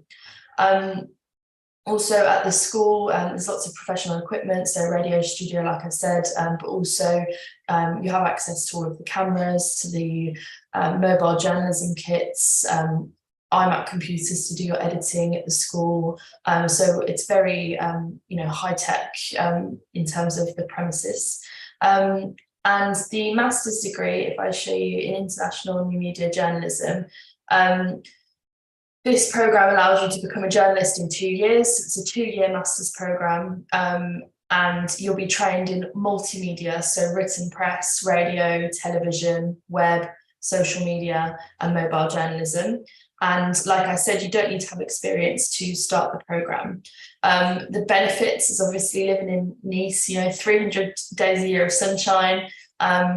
You're right by the sea, the beach, the mountains. It's a very beautiful location to come and study. So obviously this is from last year, so that's a mistake there, but the start date is in October 2023, and it's a 2-year program. And in terms of the entry requirements, you have to have a C1 level, so at least a 6 in the IELTS exam in English already. We check your English level. Unless you've already studied your bachelor's degree in English, that would be enough proof. And we don't test your French level. We just recommend that you know some French before coming. And obviously you need to have a bachelor's degree, so a second-class degree or equivalent, in order to study on the programme. So students at the school have their own media, so they produce TV shows for EDJ TV, for radio shows for EDJ FM, and also students write their own news articles that they can publish online and kind of create a portfolio. In terms of the course, these are some of the lessons that are taught on the course. You can find all of this information on the websites, which I'll give you a link to at the end of this talk. So the course is quite practical. We get you out a lot on the field, kind of filming and interviewing, doing things like that. And there's also theoretical lessons, so analysing international news. Obviously, it's quite interesting with students from all different countries, kind of analysing news from different countries, and how that affects, you know, the global relations. Learning about web journalism, social media, radio, all of those different things. Obviously, you have a French lesson once a week, and also you'll be taught things such as geopolitics, learning about journalistic law, journalistic ethics, and so it's a very internationally orientated course that has a mix of practical skills and theoretical skills. So if you're interested in applying for the programme, you have to send an email with these documents. So a proof of your bachelor degree, a copy of your ID, a CV, and also your proof of English level, and a cover letter. So the cover letter should just talk about why you want to study journalism at the school. If it gets accepted, your application, you'll then be invited for an interview, and that will be over Zoom. So you'll be invited to an interview where we'll assess your level of motivation, your oral expression, as well as your knowledge of, you know, the news and your general culture. Once you are accepted, if you're accepted, you get your response within 3 days. So it's quite quick. And that means that you can obviously then apply for your visa, and we help you with that to get over to Nice in time for October. So obviously, in terms of arriving in Nice, we make sure that you understand the financial and the budget for how much it costs to live here, and help you with any official documents you might need, and give you all the information on any insurance you might need or banking. We try and help our international students as much as possible to make their move as easy as possible. So Nice, in terms of living here, the campus, like I said, is right in the city, very close to Monaco, to Cannes, and that's great for a journalist because you can cover events such as the Monaco Formula One, the Grand Prix. You can cover the Cannes Film Festival. We get you press passes to kind of cover those events, and also it's a very lively city that has a lot of international students, and so obviously that's very useful when you're trying to integrate into a new country. And obviously the French Riviera is very close to Italy. It's very close to Monaco, the mountains. So it's great to kind of have those easy links to just hop on the train and get to those places and kind of write your articles about those places. In terms of accommodation, we offer advice to get you accommodation. So in terms of private flats or flat shares, there are some student residences around the school that you can apply for. We also have a partnership with a hostel, which a lot of people decide to kind of stay in a hostel for a few weeks whilst they're deciding on where they would like to live long term, or whether they'd like to live with other students. So that gives them the chance to do that. And in terms of transport around the city, it's very easy to get around. It's very cheap. We have a bus and a tramway, which means, if you're living a bit further out from the campus, it's very easy to get around. Even from the airport to the school, it's €1.50, and it's a direct tram, so it's very easy. And so that is really everything. We do offer French summer courses. Some people like to improve their French before coming and starting on the programme. So if you want to come to Nice a little bit earlier and start practicing your French, we do also offer French summer courses. But what I will do is go straight back up to the top, and here on this page you can see this is the website, so www.ecoledejournalisme.com. If you look on the website, we have loads of information about the school and the programme. And if you need to contact me about the programme, you can contact me on international@ecoledejournalisme.com. So you can take a photo of that and ask me any questions that you might have. Thank you very much. Okay, thank you so much, Ms. Zoe. So we have a couple of questions from the students. So for the language proficiency, they probably will need an English language proficiency certificate? Yes. And what is acceptable? A TOEFL, IELTS, Duolingo? We accept the TOEFL or the IELTS. So the IELTS level needs to be at least a 6 in all aspects, but we recommend 6.5 is better because it's quite, the program is all in English. If you've studied a bachelor degree already in English, then we will accept that as proof. Okay, great. And what are the accommodation options for students? So there are student residences close to the school. There are 2 student residences that you can find on the website. Or also a lot of students decide to apply for private flats and student house shares. And we have links to the website on that. So we do offer students guidance and advice, but it's down to students to find their accommodation. Okay, great. And how's life for international students in France or in Nice specifically? Really great. There's a lot of international students. Like I said, there's a lot of universities and private schools in Nice, and so it's a very multicultural city anyway. It's a very touristic city. We have a lot of tourists and international citizens living in the country, in the the city, sorry. And so I'd say international students fit in quite well, and the fact that, you know, you can get by with English everywhere you go is obviously a help as well. Okay, great. So, I mean, obviously, if you're going somewhere, you should definitely learn the local language to a certain extent, but it's also good to know that people can also get around in the beginning. Exactly. And obviously we offer French courses on the program as well that's included. So you learn French throughout the 2 years as well. Mm-hmm. And do students need to have relevant education experience to apply to the programs, or is any background okay? Any background's okay, because we obviously just ask that journalism students are curious and that they have a good general knowledge. So there are lots of different backgrounds that can apply well to this course. Obviously, it's always beneficial if students have some form of journalistic experience, or that they manage to gain that before starting the course, but it's not an obligation. Okay, great. And then during the program, are there any internships that the students get to do or can apply for, or any work experience that they can gain through this?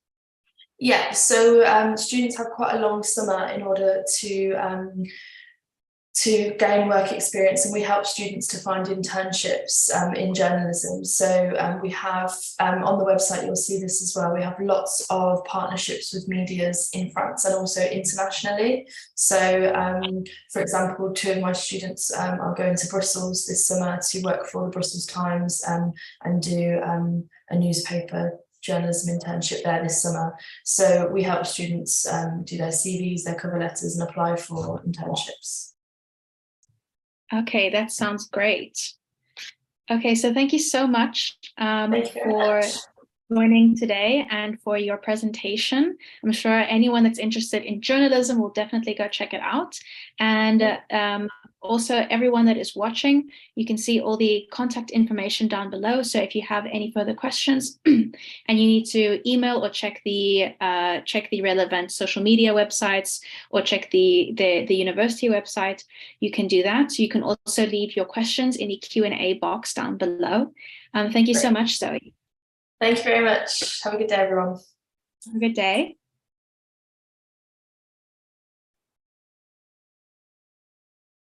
Okay, and now we are going to move on to our next university on our agenda. So next up, we have EU Business School, where we have Miss Sally representing them. So welcome, Miss Sally. Hello. Hi, nice to meet you.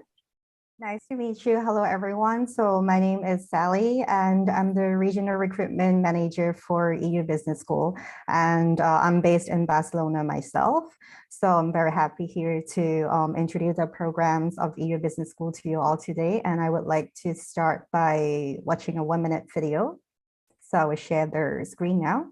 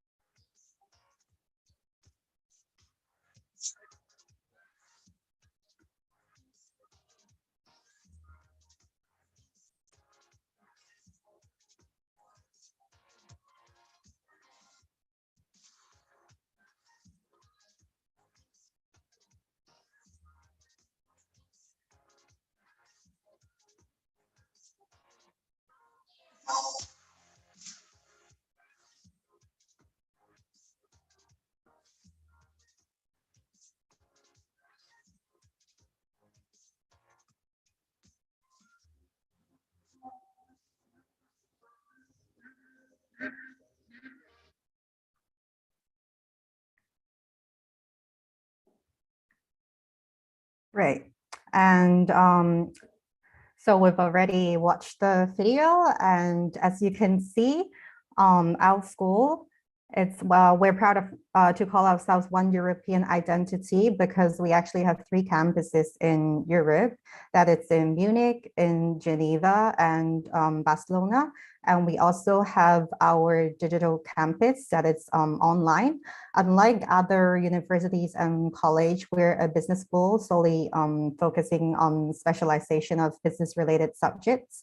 And we have several intake dates all year round to fit the time of the students. And these 3 campuses, we actually allow students the flexibility to change among campuses. It means that, for example, if you're originally interested in trying your business studies in Munich, you can start with a year or a semester, and afterwards, if you would also like to try Geneva or Barcelona, you can transfer to the other campuses the second year or the second semester, and then maybe eventually you find out that Munich fits you the most, you can transfer back to Munich again in the 3rd year, and we do not limit the number of transfers that students can do in their on the program that they have selected. And also same for master's and MBA programs. You are also allowed to switch between campuses, even though the program time is shorter. So for Barcelona campus, currently we have 1,400 students there. Our campus is based very in the city center, very centrally located. And Barcelona is famous for their startups, and is also a host city for global tech events like the Mobile World Congress, which is basically the biggest event in Europe, and also the Smart City Expo World.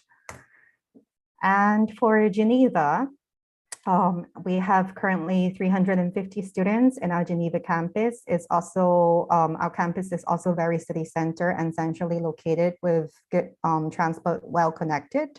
And Geneva is, for those who are looking to eventually graduate and work overseas, it's famous for its highest average salaries in Europe.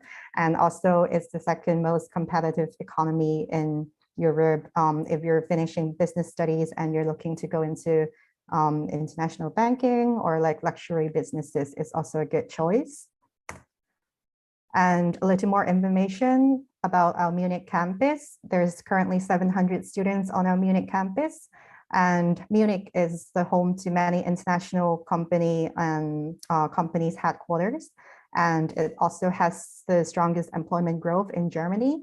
So very often our students find it really easy to land in a job after they graduate in Germany if they choose our Munich campus.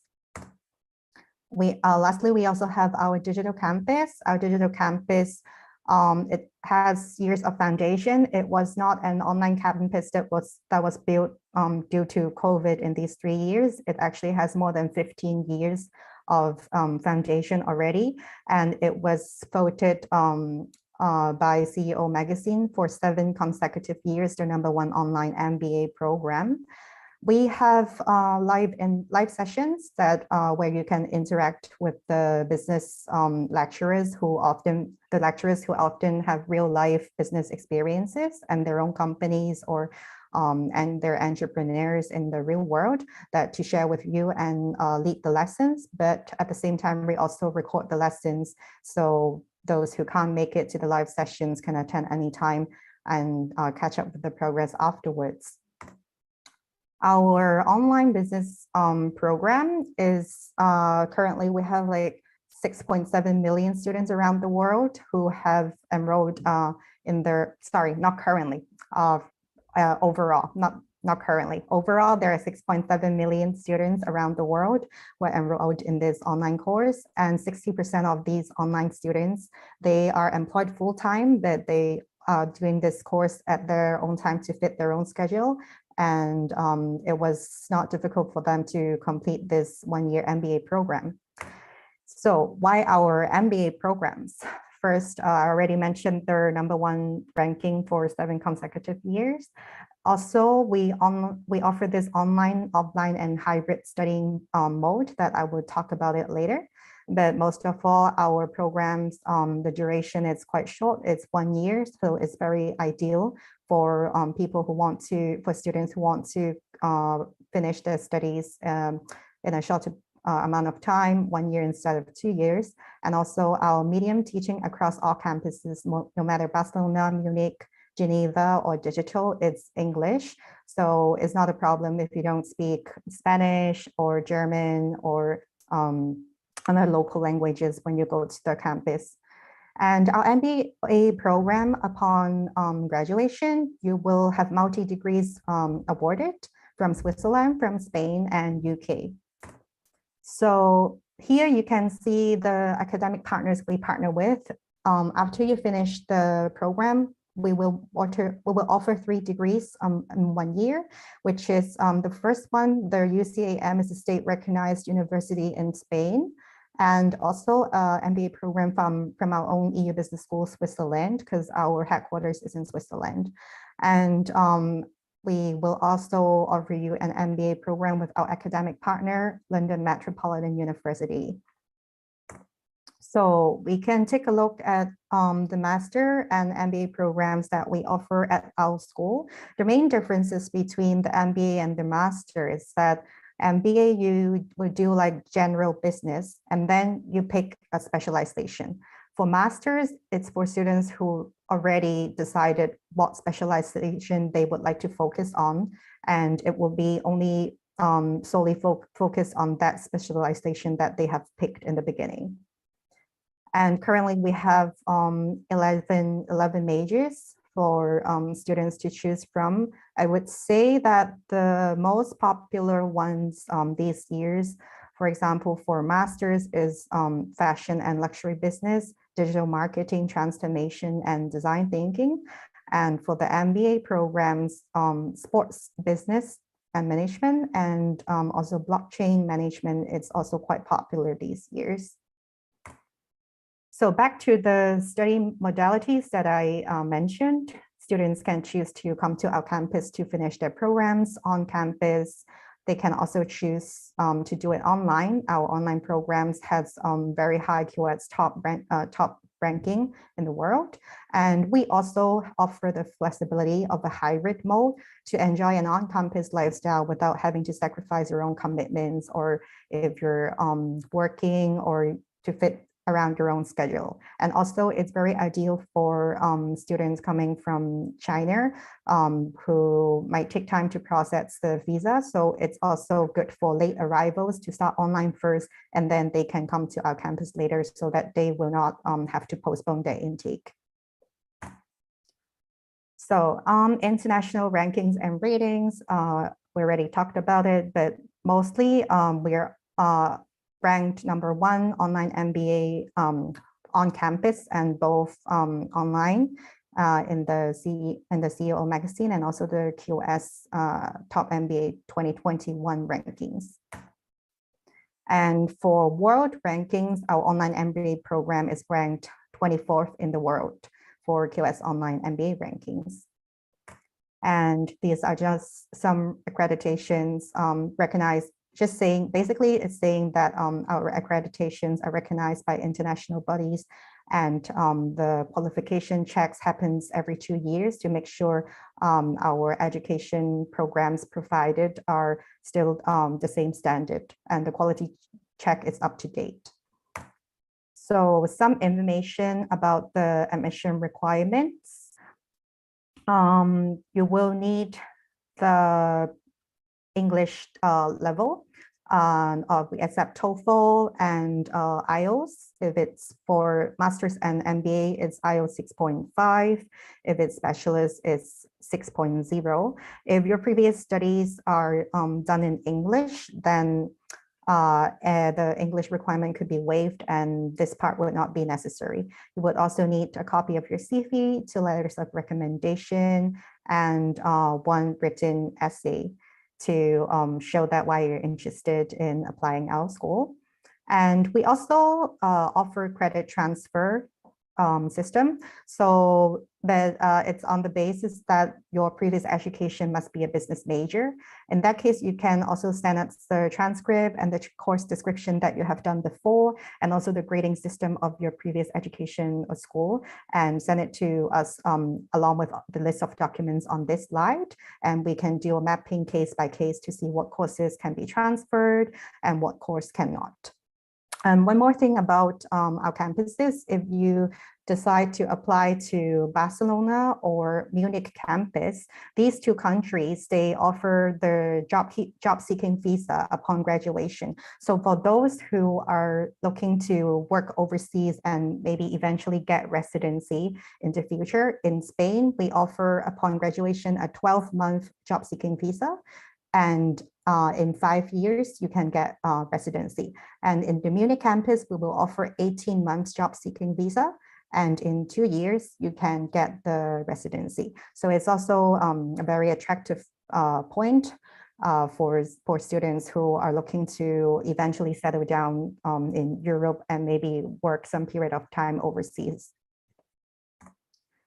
Next, just some information about our highlights at EU. We have this Learning from Leaders series because we have very close bonding and connection with business leaders in the industry. So from time to time around the year, we will invite important people we consider or famous people to come to interact with our students, like director and founders of like Google, Starbucks. These are just some examples.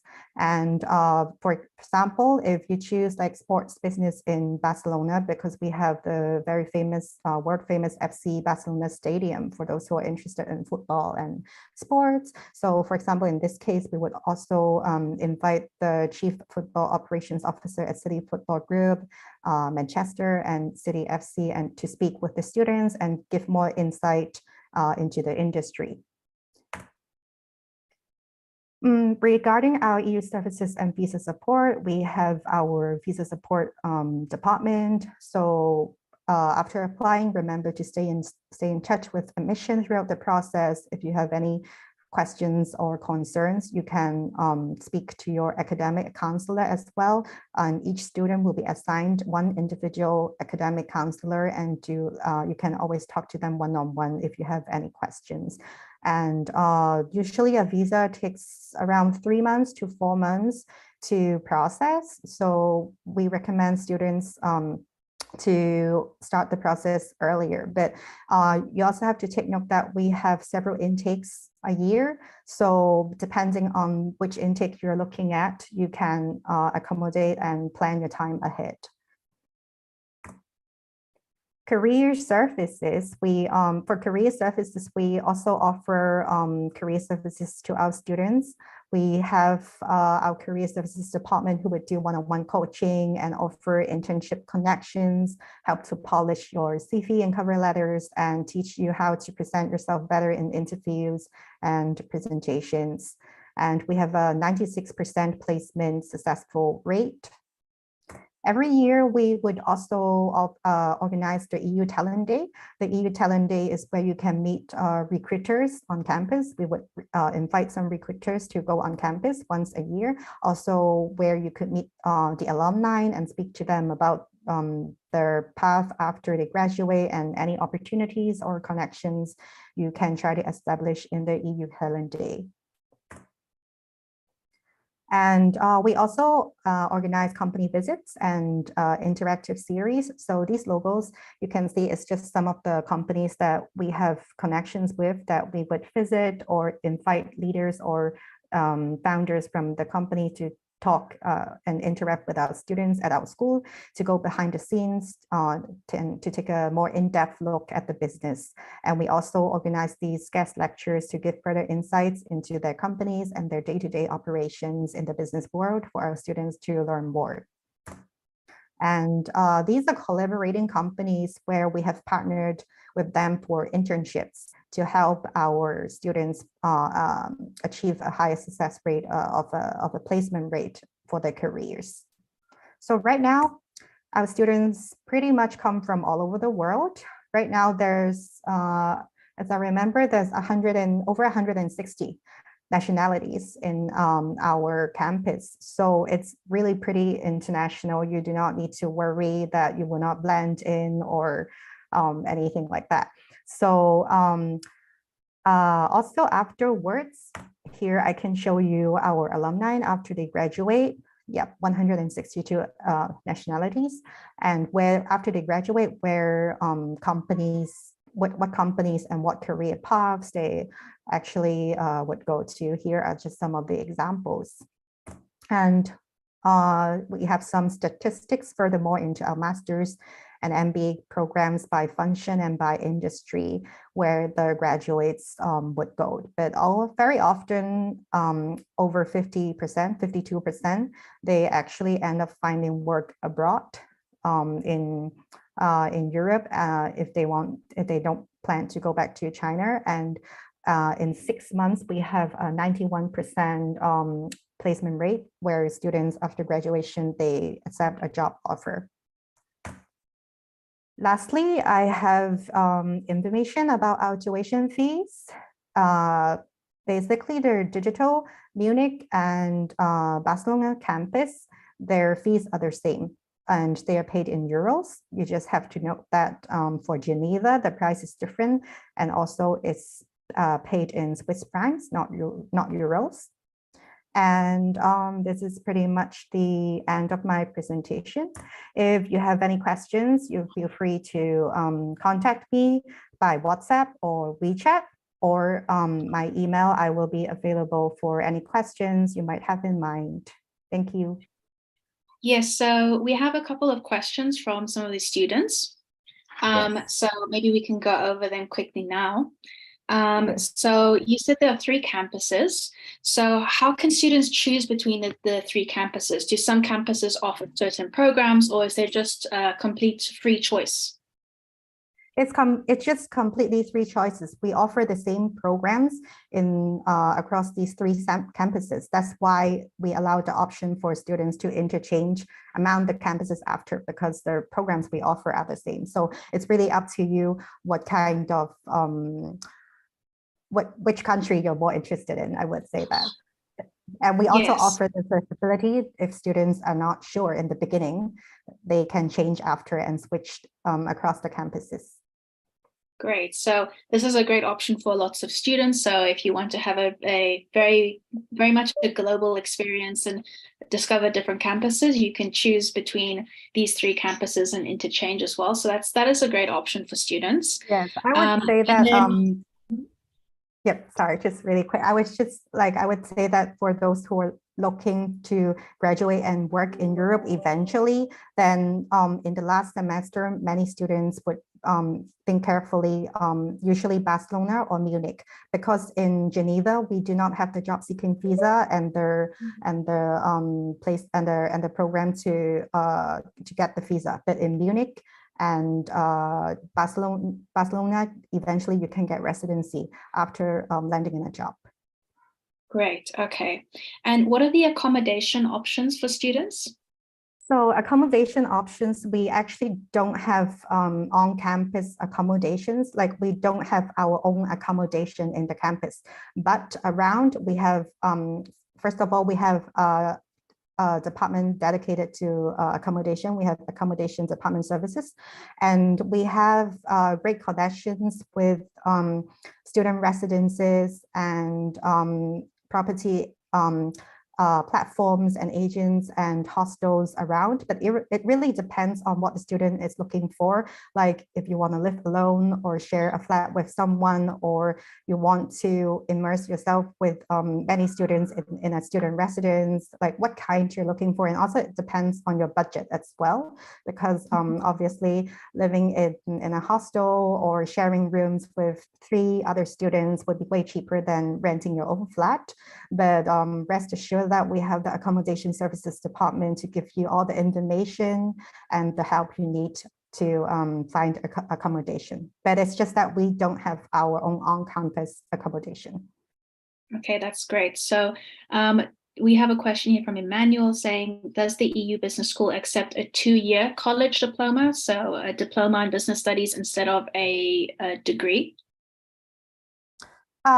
We do have that. We in case we do accept that as well, but it's case by case. And maybe if you have a diploma, you will have to do a short bridging course that I didn't mention in today's presentation. But actually, I can show you very quickly. Mm-hmm. Let me just share the.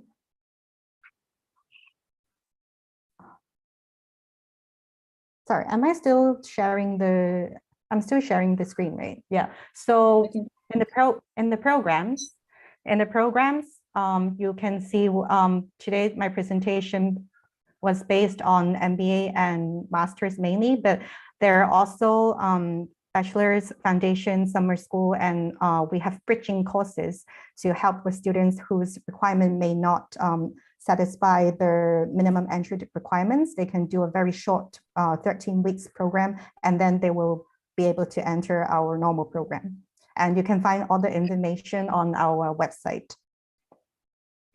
Okay, great. And if they, from their previous university, studied in English, do they still have to give an English proficiency certificate? No, in that case, as I've already mentioned, if your previous studies, it's in English, you just have to send us the transcript and your English requirement will be waived. Okay, and then one last question here. They're looking, okay, so will the visa be for 4 years? I mean, I know it's different depending on which country you're in. And do you have to update it if you have less time available? Sorry, can you clarify what does it mean by less time available? I'm thinking that maybe because the student said, will the visa be for 4 years, or do you have to update it if given less time? So maybe if they basically the visa, it's granted for the length of your study. So depending on how long your program is, for bachelor's, it's 3 years. For MBA, it's 1 year. So it's granted for the length of study. And if eventually you need to postpone your studies or extend your studies due to some reason, or maybe you failed a subject, then of course it would be extended as well. Okay, and then just one last final question. Are there any age limits for the application? We don't really have any age limits for the applications. Yeah. Okay, great. Okay, thank you so much, Thank Sally, you so much for your presentation. It was really great, and I'm sure that it's a wonderful option for students who are interested in studying in Europe. Yes, thank you so much. And if anyone is interested, feel free to contact me via WeChat, WhatsApp, and email, and also look for information on our website anytime. I'll be at your disposal. Thank you. Thank you so much. So now we will be moving on to Ms. Paula from the University of West Indies. Welcome to the webinar, Ms. Paula. Good morning. Thank you. I am happy to be joining you, and I am joining you from lovely Barbados, and I am going to be giving you some information on the University of the West Indies Cayfield campus in Barbados. So just to situate us, we are on the beautiful island of Barbados, as I said, and we are known for our beautiful beaches, the lovely coral reefs, and of course, the warm, lovely weather, and surfing, of course, is involved. We are also known for our very rich culture, which is celebrated through our food, our music, and we are also known to be the home of international star Rihanna. In Barbados, we are happy to and proud to speak of our political stability, our economy, a great infrastructure. And as you can see from the slide, stability and order are paramount. Safety, it is a very, very safe country. We are known worldwide for our friendliness and our quality of life. Now, just a little bit of a background, the UWI, we are made up of 5 campuses, and we are one university. We are one of 2 regional universities in the world. And as you can see, in Jamaica, we have our Mona campus. In Trinidad and Tobago, we have our St. Augustine campus. In Barbados, where I am, we have the Cayville campus. We also have the 5-island campus in Antigua and Barbuda. And then the open campus has sites in the 17 UWI countries. And together we have a roll of over 55,000 students. And we are proud of our legacy, having educated many of our current and former heads of government and the judiciary across those 17 member countries of the UWI. And we like to say that we equip our students to serve not only regionally, but also internationally. Another point of pride for the UWI, we have been ranked by the Times Higher Education rankings as the #1 university in the Caribbean, and we place within the 1.5 top universities across the globe. At the Cayville campus, we have 7 faculties where we offer qualifications ranging from diplomas right through to doctoral degrees. So we have bachelors, we have our taught masters, research masters, and we have our research doctorates and the professional doctorates as well. So let's go quickly into our various faculties. But before we do that, we want you to note that most of our programs at the bachelor level, if you come to us fully matriculated, there are 3-year programs. If you come with lower level matriculation, then that program extends by 1 year and it becomes a 4-year program. Now, the exception for the 3-year full-time bachelor program is our medical sciences program, the MBBS, Bachelor of Medicine, Bachelor of Surgery, and that's a 5-year program. So unlike our colleagues in North America, where you would have to take a first degree and then go into your medical sciences degree, we take students directly from high school, but you must be at least 18 years old at the time of application or by the end of the calendar year when you start your degree. We will begin with our Faculty of Culture, Creative and Performing Arts. And in this faculty, we offer bachelor's and master's programs in theater, film, dance, music minors, and culture studies. We also offer PhDs in these areas as well. And then we move to the Faculty of Humanities and Education. And in this faculty, we are offering to you history and philosophy, education, the languages, Spanish, French, psychology. And we also offer graduate programs as well in the Faculty of Humanities and Education. The Faculty of Law is a very popular program across the Caribbean, and the Cayville campus, we have the oldest faculty of law across the UWI. And we offer the 3-year Bachelor of Laws program. Now, in North America, you may need to take a first degree and then move on to do your Bachelor of Law degree or such equivalent. However, we accept our students directly from high school, but you must be fully matriculated for this program. It's a 3-year degree, and then we encourage the students to directly go into the 2-year legal education program at the law school. Also, in the Faculty of Law, we offer the master's and PhD programs in a number of areas, including legislative drafting and commercial and corporate law.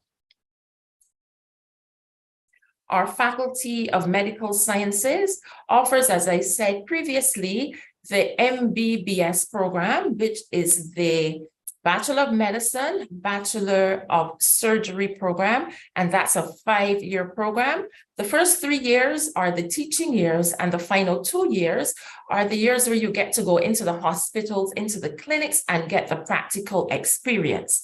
We also offer at the bachelor's level in the Faculty of Medical Sciences, the BSc Health Sciences. And this program is fitting for those persons who do not want to practice medicine, but are more interested in administration or other aspects of medical sciences. At the graduate level, we offer programs in nursing administration, as well as our DM, which is the Doctor of Medicine, in areas such as emergency medicine, psychiatry, and the like. So as we can see, our students are getting practical and hands-on experience in the Faculty of Medical Sciences, which of course is very critical. And through their student association, the Medical Sciences Student Association, they have a very vibrant outreach program, and they go into the schools within a 5-mile radius of the KPhil campus. Our Faculty of Science and Technology is responsible for offering degrees in the traditional sciences, biology, chemistry, physics.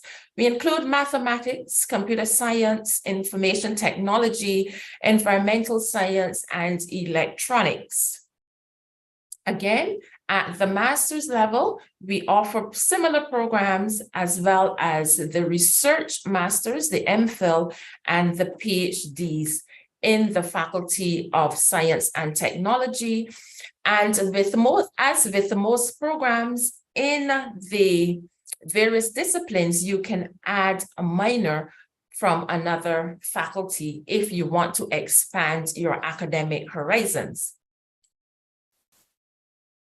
The Faculty of Social Sciences is the largest faculty in terms of numbers at the KPhil campus, and we offer a wide range of disciplines across their 3 departments, and they include programs such as accounting and finance, political science, economics, sociology, social work, and psychology.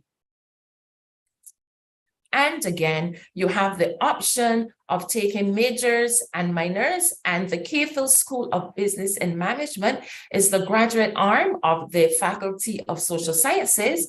And here we offer programs such as the EMBA, a number of diplomas, as well as the DBA. Faculty of Sport. This is a university-wide faculty, but at the KPhil campus, it is housed in the Academy of Sport, and our programs are set to offer training to athletes and sport administrators and coaches. So we offer the BSc Sports Science with a number of specializations, and at the graduate level, we have used and leveraged our affiliation with the University of New Brunswick in Canada, and we offer the joint MSc degree in sports science. Now, there are a number of special teaching units, and one which we're very proud is the Center for English Language and Learning. And those persons whose first language is not English and they're interested in coming to the KPhil campus to learn English, this is where you are housed. We also have our Center for Lifelong Learning, and this is our educational and developmental center for persons who are interested in shorter courses. They can run from 1 week, maybe to 3 months, and we invite persons to take advantage of these courses as well, and they're also done online, so you do not have to be resident in Barbados. We also have attached to a number of our faculties, a number of research and teaching centers. So for example, in our Faculty of Science and Technology, we have the Center for Resource Management and Environmental Studies, and they are known for their very strong research focus on the tropical island environmental issues and management. And they also house our Master of Environmental Studies and Climate Change programs. In our Faculty of Medicine, we have the George Allen Chronic Disease Research Center, And those non-communicable diseases are absolutely critical on the island of Barbados. And the UWI-KPhil is forefront in research in those areas. And through our Faculty of Social Sciences, we have a number, again, of social and economic institutes which are studying not only issues in Barbados, but across the 17 countries of the UWI. Now, these are the academic qualifications which will gain you entry to the UWI. As you can see, they're wide and varied, but of course, we are aware that they will not include all qualifications which may be offered in your various countries. What we do advise students to do is submit their qualification information to us, and you will get our email addresses at the end, and we will assess your qualifications to determine whether you qualify at the fully matriculated level or at the lower level. Now, students who are not fully qualified at full matric, then you are offered entry to our 4-year bachelor's program. And the first year, as it were, we say it's divided in 2. So it gives you an opportunity to ease yourself into your program of choice. The only faculties where we do not have a lower level matriculated entry would be those professional faculties, the Faculty of Medical Sciences and the Faculty of Law. You must have full matriculation to enter. Now, students whose first language is not English, you are required to provide official proof that you are able to follow our program in English, and those English qualifications of competence can be from the TEFL or the IELST. So if you have studied a first degree in English, then you would be exempt. And if you perhaps have started a degree at another university and they're willing to write a letter of competence for you, we would take that into consideration as well. So I'll just give you a little bit of information about the main campus at the UWI-KPhil. We are a multicultural campus, and our architecture, as you can see, is influenced by our history and our various affiliations. So the first image on the left, that is our main administration building. And it is crafted and designed to look like an African golden stool in celebration of our ties to Guyana. And of course, we have with us here our Confucius Institute, and that celebrates our affiliation and ties with China. And across the campus, there are a number of lovely green spaces, which is quite encouraging to our students who may want to take their studies on the outside. And of course, we're fully equipped with Wi-Fi, so you can connect from anywhere on the campus. We're showing you an image here of our Paradise Park. And what you're seeing in the forefront is our Academy of Sport. And this track is named after Usain Bolt, who is quite famous athletically. The smaller image is of our Graduate Studies Complex, and these two are off the main campus, and they're over in our Paradise Park. Halls of residence, we have 3 options for on-campus accommodation. And one hall, the Keifun Hall, the newest hall, is just a 5-minute stroll away from the main campus. And then on the main campus itself, there are 2 halls of residence, the Frank Worrell Hall and the Sherlock Hall. Many of them will have single rooms. There are shared bathroom and kitchen and living spaces. And because we are such a small community, there really is a wonderful family atmosphere. And this is an image of our Frank Worrell Hall. And the Frank Worrell Hall was named after one of our cricketing greats. Now, the KPhil campus sits again on the island of Barbados, which is only 166 square miles. So that says how small we are. So we are only a few minutes away from the main city center, the Bridgetown capital of the island, and we're also just a few minutes away from main shopping centers on Black Rock and in the Warrens area. But more importantly to our students, we are only a few minutes away from the beaches. We have a current roll of 6,000 plus students on the island. And as I said, we are multicultural, so we welcome students from across the globe. And I think currently represented, we have over 50 countries represented. And remember, we are one of the smaller campuses of the UWI, but we are the most diverse. We have a vibrant sports program. Our mascot is the Blackbirds. So if you join us, you become one of the Blackbirds. And our motto is, where one soar, all flies. So we encourage the students to have the in-class opportunities, yes, but also take advantage of the co-curricular and sporting opportunities.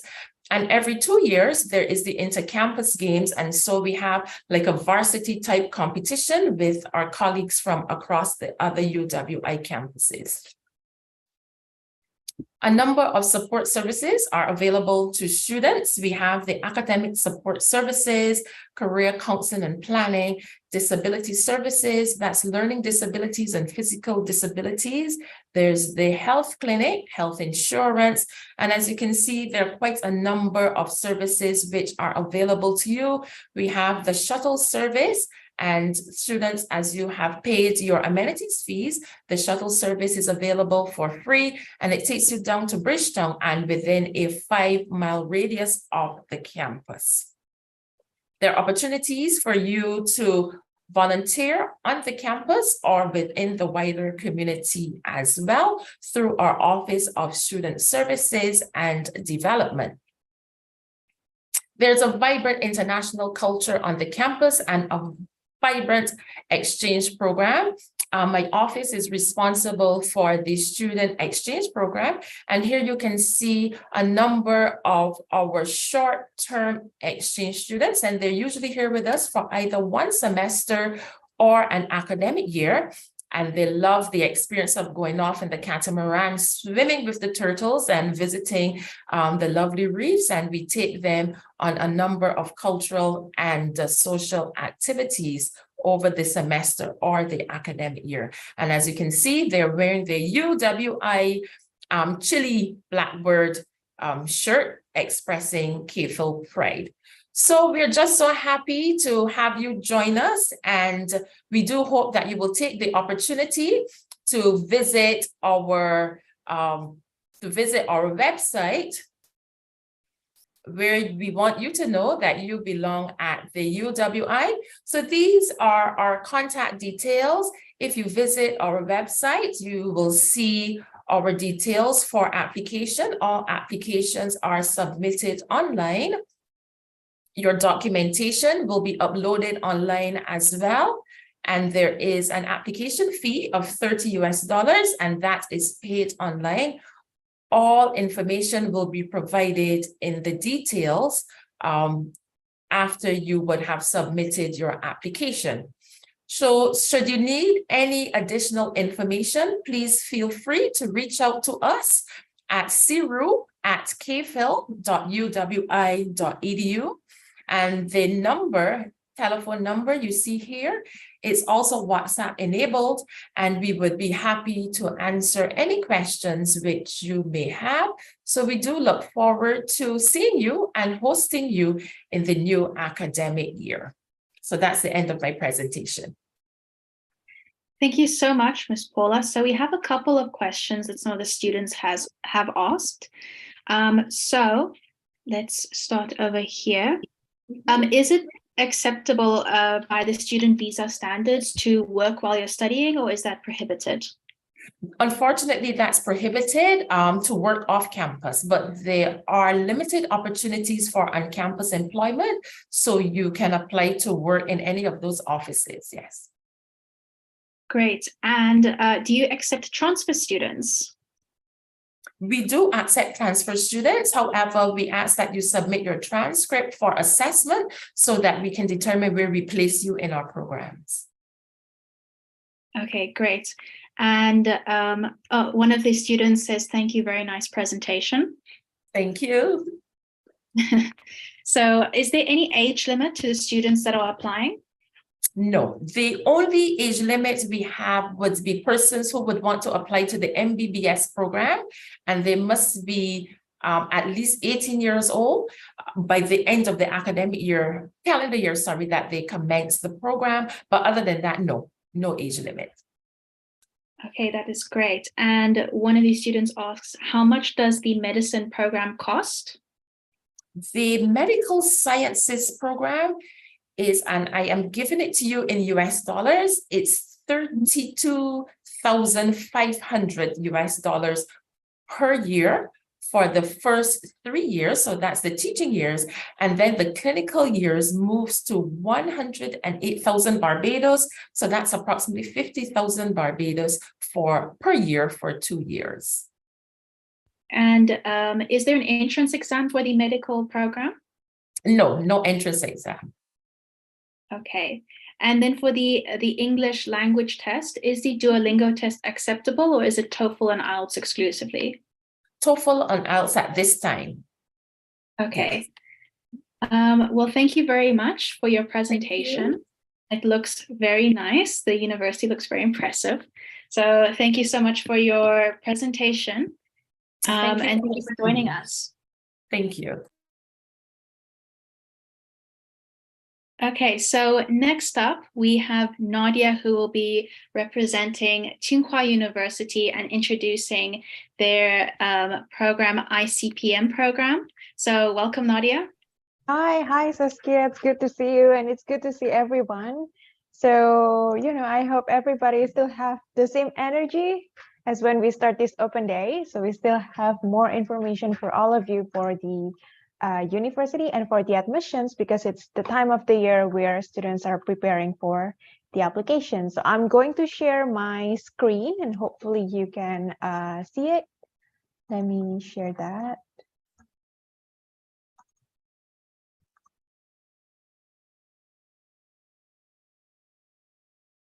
Okay, yeah, so hopefully this is working. Can you all see my screen? Okay, great. Cool. Okay, hi everyone.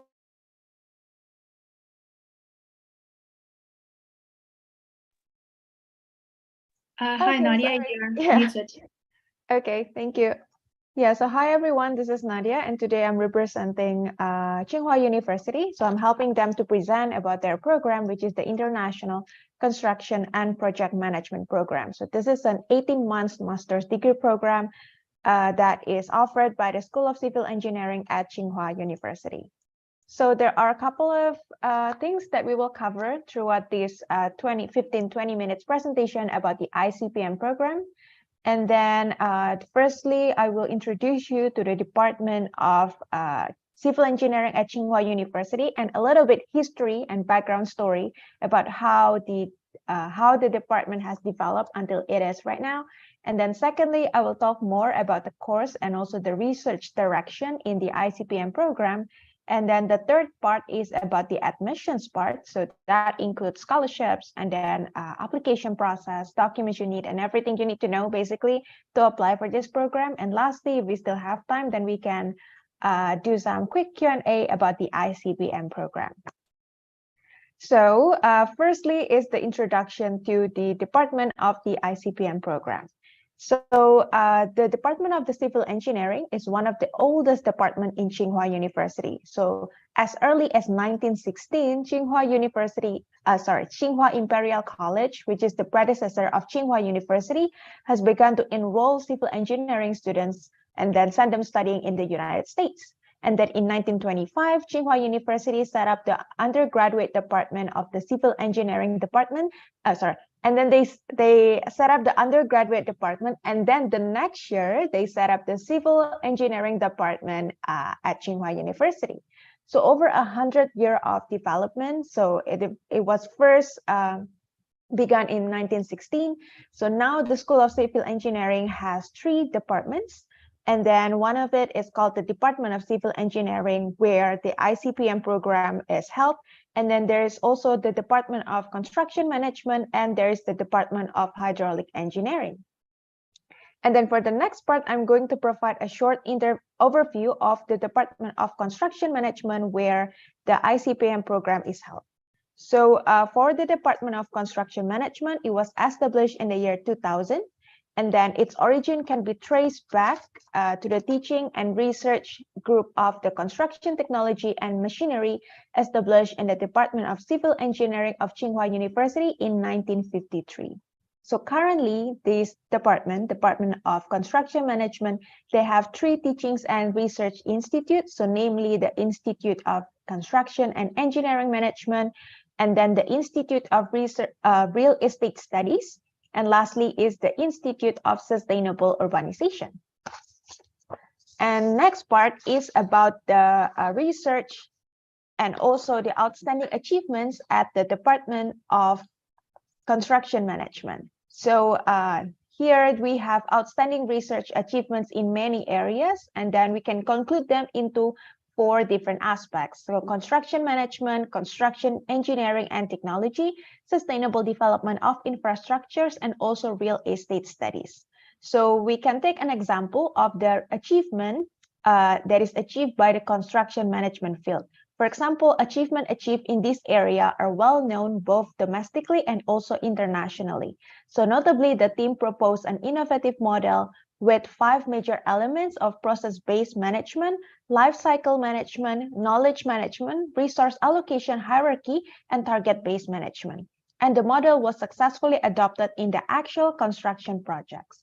As for the other achievements in 3 other aspects, construction, engineering and technology, sustainable development of infrastructure, and also real estate studies, you can see them, you can see the achievements there on the screen.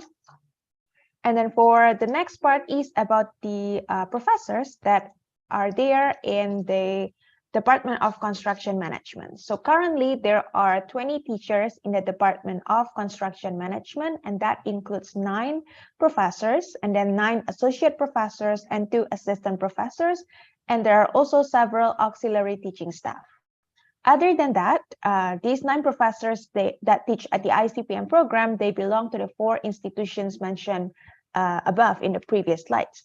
Other than that, the ICPM program also have a number of international renowned experts and also chair professors from top universities in the world who will support your study experience in the ICPM program. So they will also do some lectures and then share their knowledge with the ICPM students. So studying in the ICPM programs, you're not just going to learn, but you're going to also broaden your horizon more internationally. So you're not going to just learn from the Chinese professors, but they will also learn from the international professors coming from different top universities from all across the world. And then the next part is about the course and research of the ICPM program. So the ICPM program, it's an 18-month master's program taught in English. So this aims to broaden and deepen your knowledge of contemporary issues in leadership, strategic project management, and delivery of international projects to provide value to stakeholders and society as a whole. So the unique characteristic of this program is basically to expose students to a new way of thinking and also to create awareness of how Chinese organizations operate, manage, and deliver projects in the fast-changing world. So this program is mainly practice-oriented. So students will be taught to think creatively, to think outside of the box, and also to be innovative with new ideas and to use tools and techniques to effectively manage projects. So students will be taught about problem solving, leadership, and also the usage of technology. And then, so this is a unique opportunity basically to embrace Chinese culture and thinking and also to engage in the world of international construction. So additionally, the ICPM program is also a platform of collaboration between academic research and industry practice. So it is guided by the industry practitioners when they set up the course. So teachers will deliver the cutting-edge knowledge to their students and also to take them to conduct the research closely to the industry development. So to identify the value proposition of the ICPM program, it must be the international practices, Chinese experiences, and also the cutting-edge technology.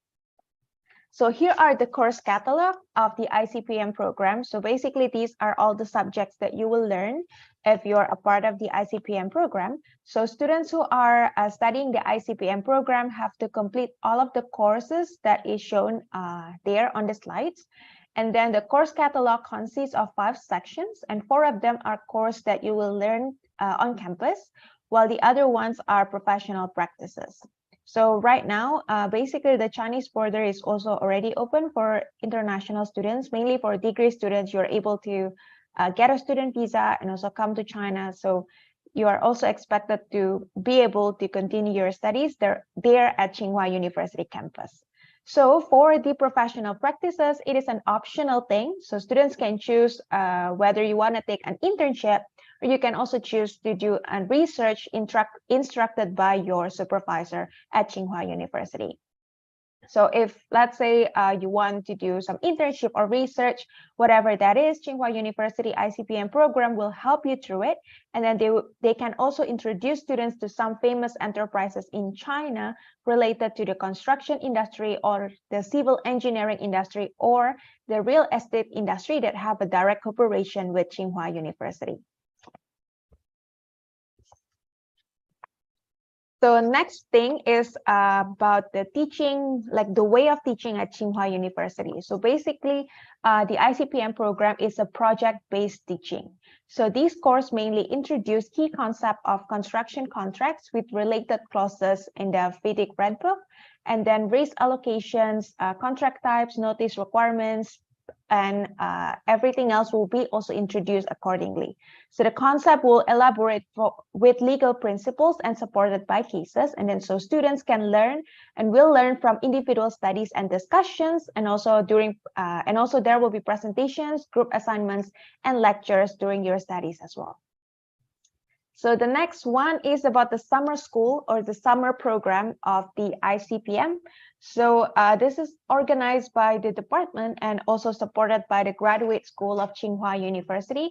So the Summer School of International Engineering program at Tsinghua University is very popular among international students so far. So it was first held in 2007. And so far, there are more than 500 students from China and also from international that have taken part of this summer program.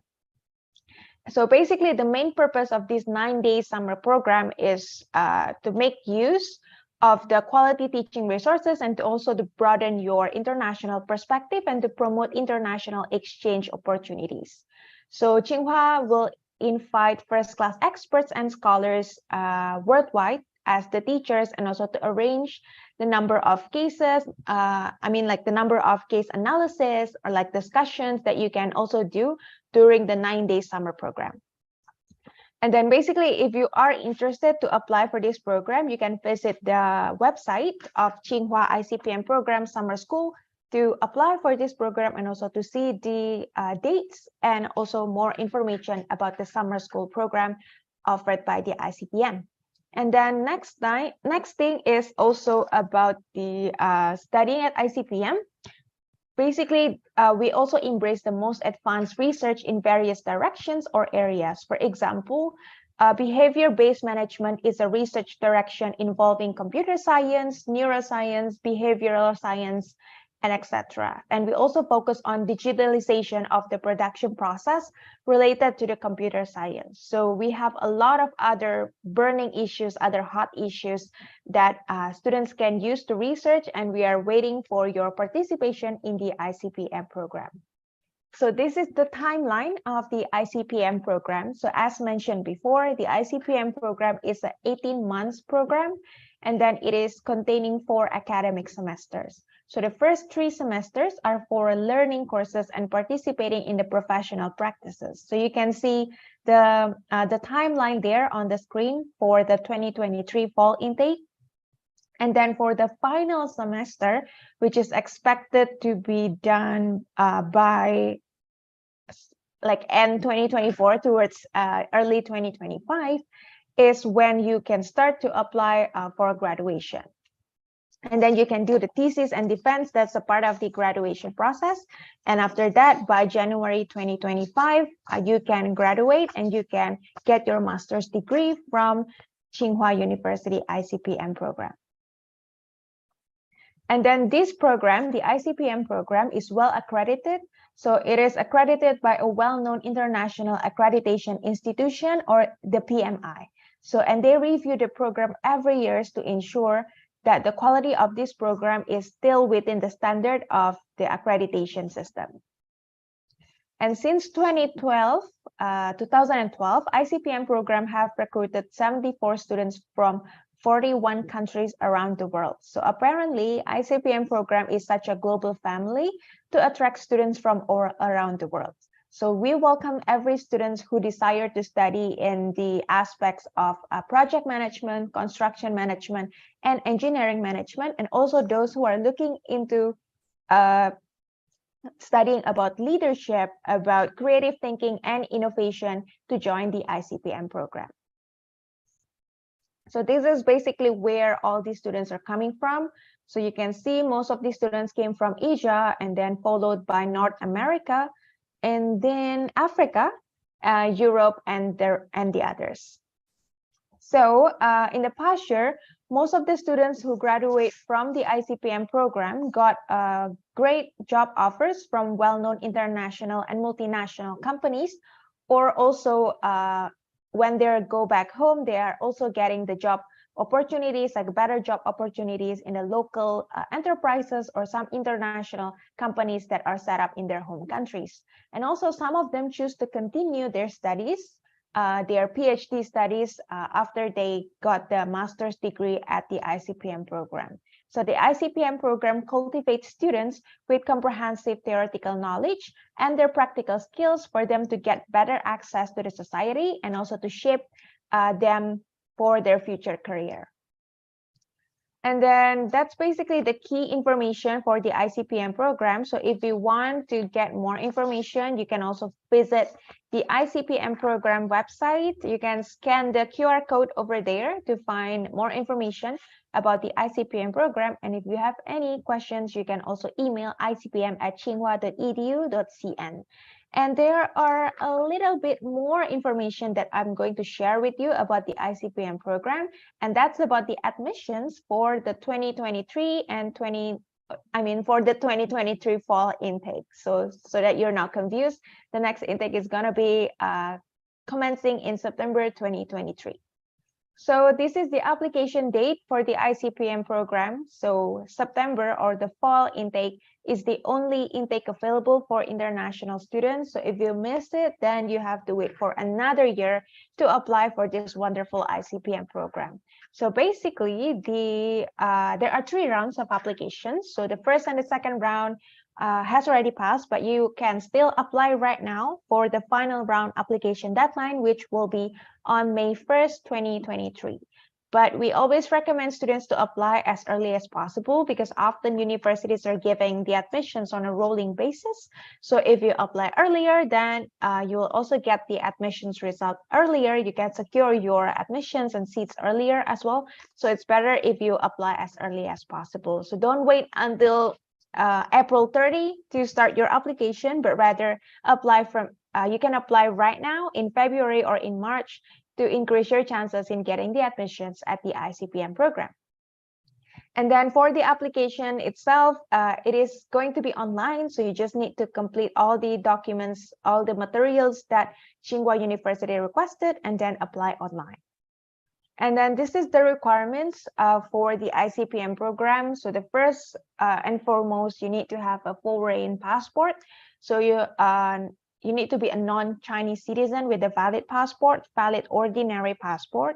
And then if you are a Chinese citizen, or if you're a citizen of Hong Kong, Taiwan, or Macau, the application process will be different than the international students. So you cannot follow this application process. And then other than that, in terms of the English proficiency, you need to have IELTS 6.5 or TOEFL 85 to apply for this program. And then you also need to have a bachelor's degree to apply for this master's in ICPM program. Or if, let's say, you're going to graduate by maybe June 2023, which is after the application deadline, that's actually fine. And you can still apply for the ICPM program. So you just need to include a letter from your current university saying that you will graduate your program and get your bachelor's degree by, let's say, June 2023, so that you can use this letter to substitute your bachelor's degree diploma in the meantime. And then this is the application steps to apply for the ICPM program. So first of all, you need to complete the online application and then upload all of the application documents. And then there will be online interviews as well. In terms of the application documents, the documents that you will need are mainly your photo, your passport, and then personal statement, 2 recommendation letters, your bachelor's transcripts and diploma. And then I think those are the main ones. And then you can check for more information on Tsinghua University website to get more detailed information about it, because there might be some additional documents that the university is asking.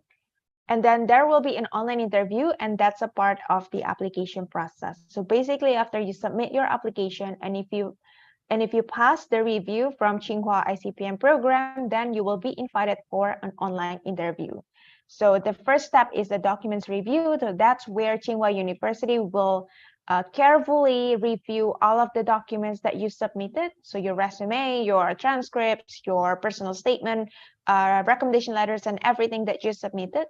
And then the second assessment will be the online interview. So in the online interview, they will look more into your interests in the research area, your academic performance, your work experiences, basically your overall interest in the ICPM program, and they will make judgment based on your performance during the documents and also the online interviews. And then in terms of the scholarships and also the tuition fees, so the tuition fee for this program is a total of 1,058,000 RMB or 79,000 RMB per year, because it's an 18 months program. And then for the scholarships, there are 2 scholarships available, which are the Chinese government scholarships and also the Beijing government scholarships. So both scholarships are open for international students. And then because the ICPM program tuition fee is considered quite high, so the scholarships may not be able to cover all of it. So if you are getting the scholarships, there's still a chance that you still need to pay some part of the tuition fee and also your living expenses and accommodation and other expenses. And to apply for the scholarships, you can go to that website directly, or you can also visit the Chinese government scholarship website to apply. And also you can check more on Tsinghua's website about the Beijing government scholarships. And then this is the final one. So this is the contact information for the ICPM program. So if you need more help from Tsinghua University ICPM program, you can contact icpm@tsinghua.edu.cn. Or if you still have some questions about the programs or how it works and everything else, feel free to also consult with us on Chan Admissions, so we can help you and get you more information about the ICPM program and how you can apply on time to catch the fall 2023 intake. So yeah, that's all for my presentation. Thank you everybody for listening to my presentation, and yeah, hope you're enjoying the next part of this event. Thank you so much, Nadia, for your presentation about the ICPM program at Tsinghua University. Thanks, Saskia. Okay, so right now we are going to move into a different kind of segment for the next part of the agenda. So we have one more university joining, the Scottish University of Highlands and Islands. They'll be joining just after this segment that we're about to go into. So right now, let me just share my screen here. We're going to talk about the benefits of studying in each country that has been represented here today with the different universities. We have seven different countries that we're going to be talking about. All of them have amazing benefits. And if you have any questions, please feel free to leave them in the Q&A box down below. And also note that when we are talking about the benefits, of course, many of these benefits overlap. A lot of the benefits of studying abroad, regardless of which country you're studying in or which continent you're studying in, you will have very similar benefits, but we try to keep it unique for all of the countries. So that's what we're going to be doing right now. Also, after this, we are going to be introducing global admissions and our different services and how the application process works and where you can find us. And if you have any questions regarding just the application process in general, please also feel free to leave that in the Q&A box down below, and we'll answer that just after this as well. So first up, we're going to talk about the benefits of studying in Canada. So Canada is a very diverse and inclusive environment. There are more than 250 ethnic origins, along with 200 languages from around the world and 70 Indigenous languages spoken. You have several people from all over the world that immigrate to Canada and are originally from other places. And that means that it's very welcoming to people that are moving over there or international students. So regardless of wherever in the world you come from, you will definitely be able to find a group that maybe comes from the same country as you, or that you share similarities with. And that is definitely a huge benefit for people that go to countries like Canada. You'll be able to find cuisine from your country, and it will help you to feel a lot less homesick as well. And just riding on that tail, we have immigration opportunities as well. So it is one of the most attractive countries for immigrants. And that was explained by the Canadian university that we had, Carleton University, that there are a lot of opportunities once you have graduated from a Canadian university to apply for a working visa. And this then gives you a lot of opportunity to then immigrate to Canada eventually. This gives students a direct chance to apply for permanent residency after completing their graduation. So that's definitely a huge factor for studying in Canada. Then the next benefit is that there is a long-term return on your investment. So while studying in North America can be notoriously expensive, and we know that, but you definitely get a lot of return on your investment, as the qualifications from Canadian universities are highly sought after and are internationally recognized as well.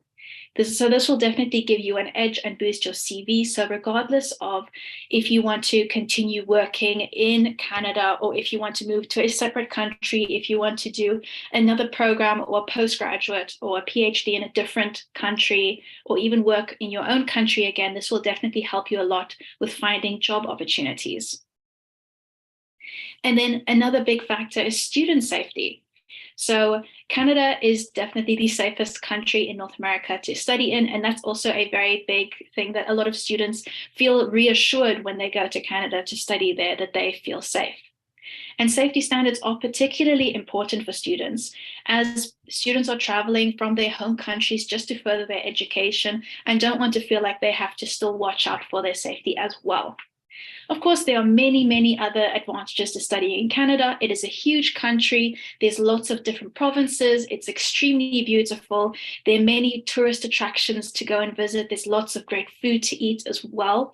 But these are the four that we're mentioning now. Next up, we have the benefits of studying in China. So the benefits of studying in China, I think one of the best things is that a lot of people are drawn to China in many different ways.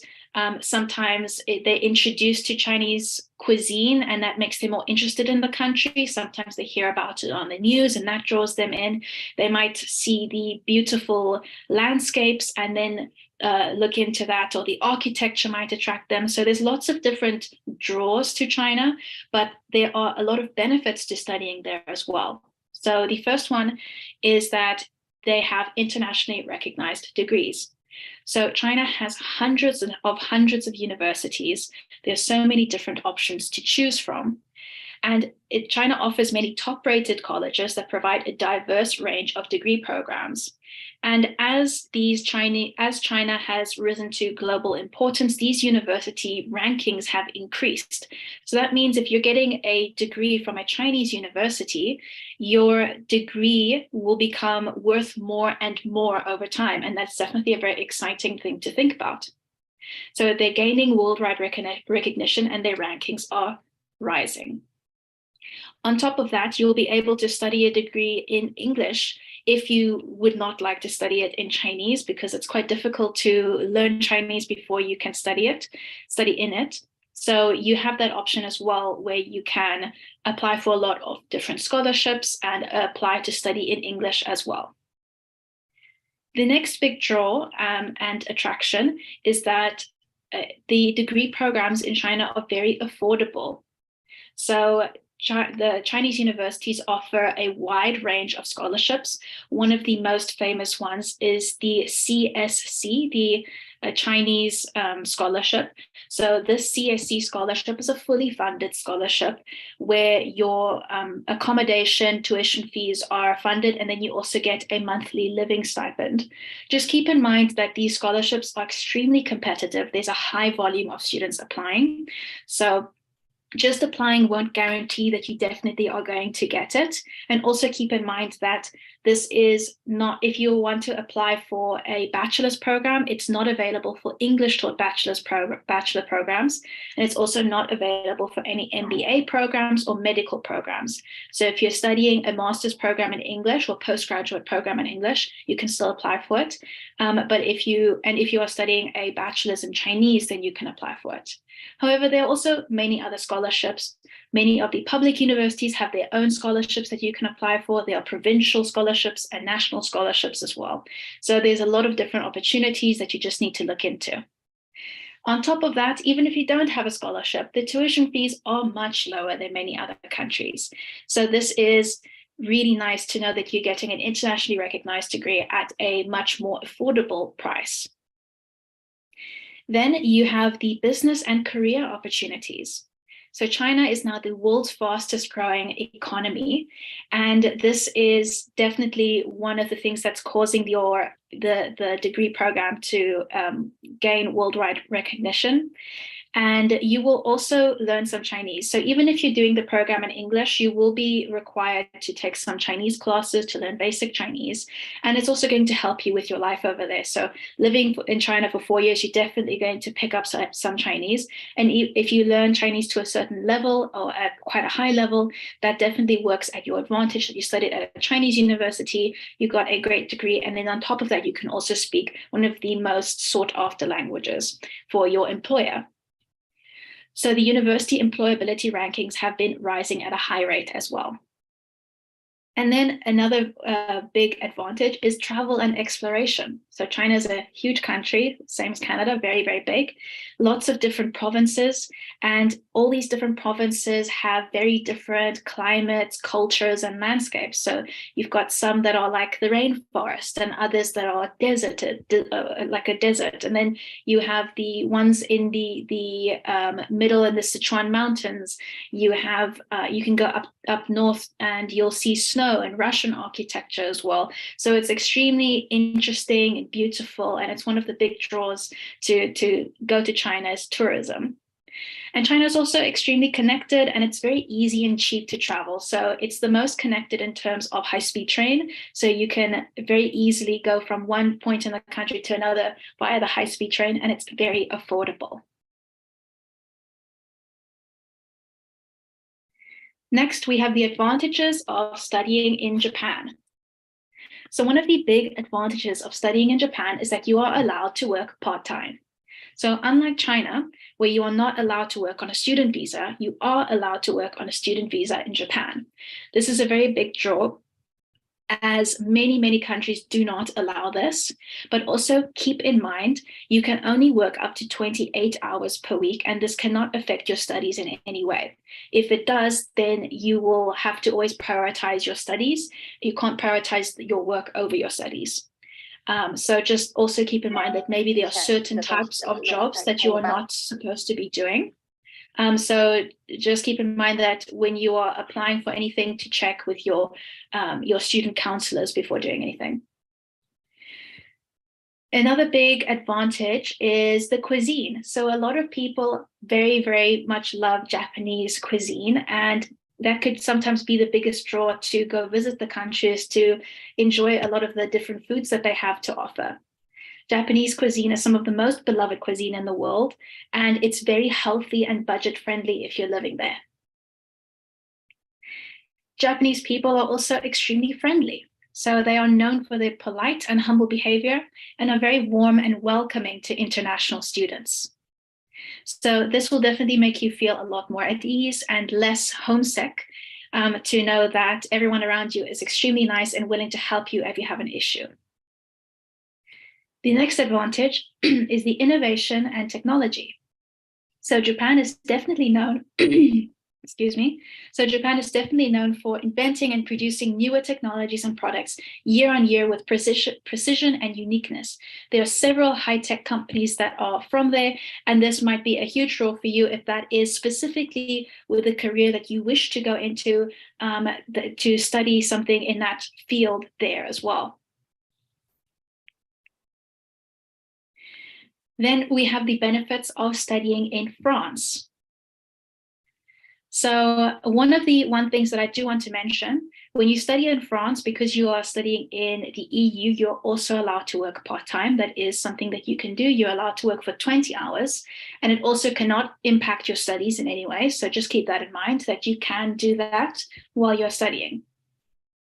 So the first advantage is that you can visit some of the world's most renowned landmarks.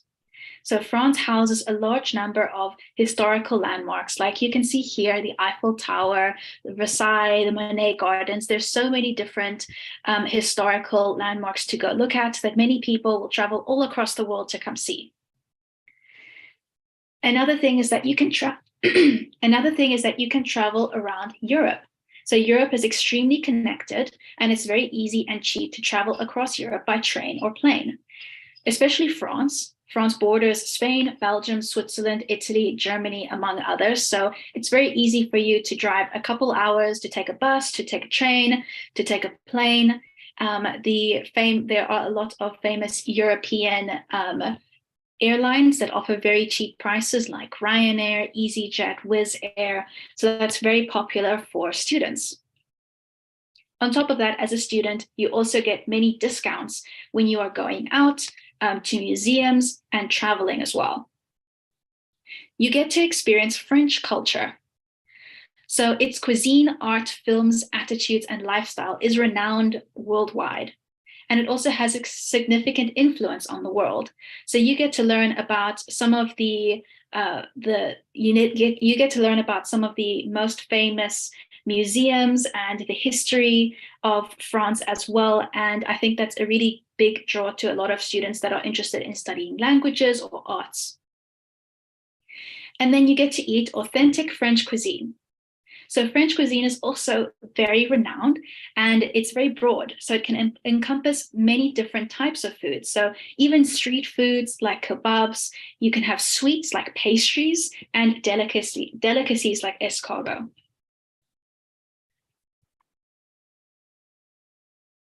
Next up, we have studying in Spain. So like France, because they share a border and they're in the EU, they have very similar advantages. So just keep that in mind. So the one advantage that you have here is that you can learn Spanish. So Spanish is one of the most spoken languages worldwide. So learning Spanish is definitely going to be in your interest. Even if your program is not taught in Spanish, it will definitely be in your interest to learn some Spanish, to get around everywhere. And then this will also give your CV a huge edge when applying for jobs, as it's definitely very advantageous to have one of the most spoken languages of the world on your CV as well. It's a very safe environment. So Spain is one of the safest countries in the world, and you can definitely also enjoy life outdoors just as the typical Mediterranean lifestyle and just be totally carefree. Events and celebrations. So Spain is known to have many huge, interesting, and funny celebrations and events throughout the year that are very fun to watch.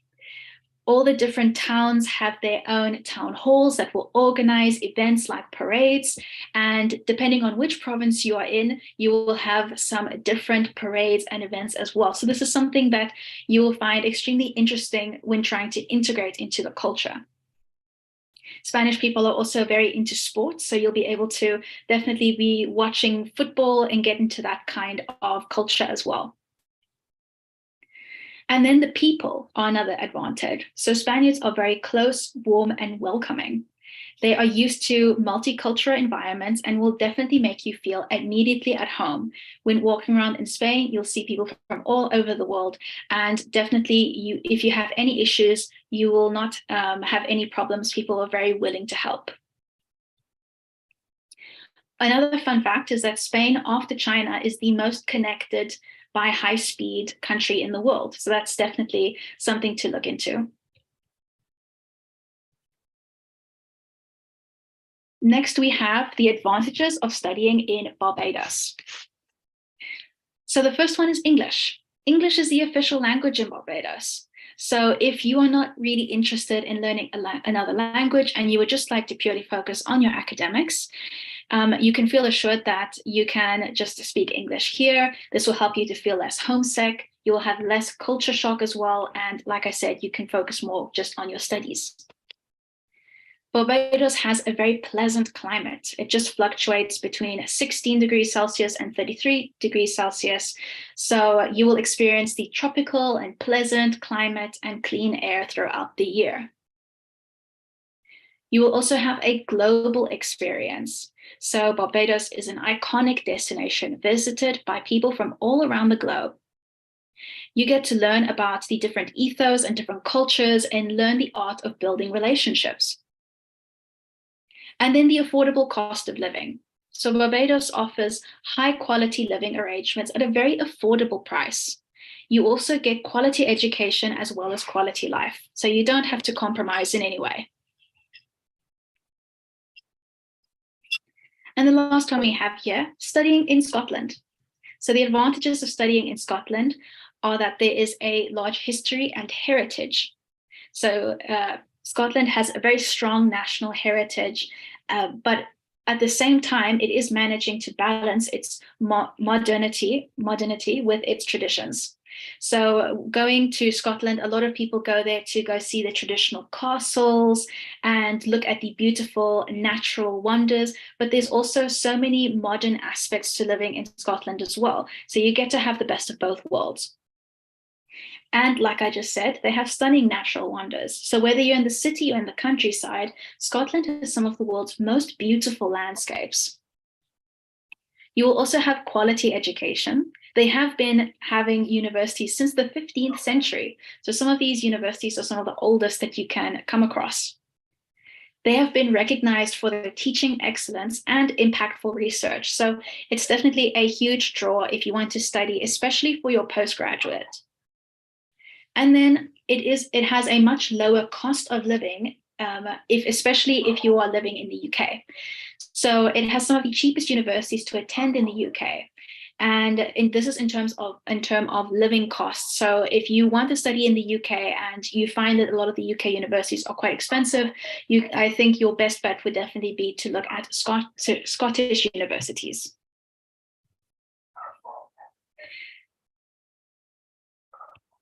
And then I'm going to quickly go over global admissions and who we are, what we do, and the application process and where you can find us before we go to the University of Highlands and Islands presentation.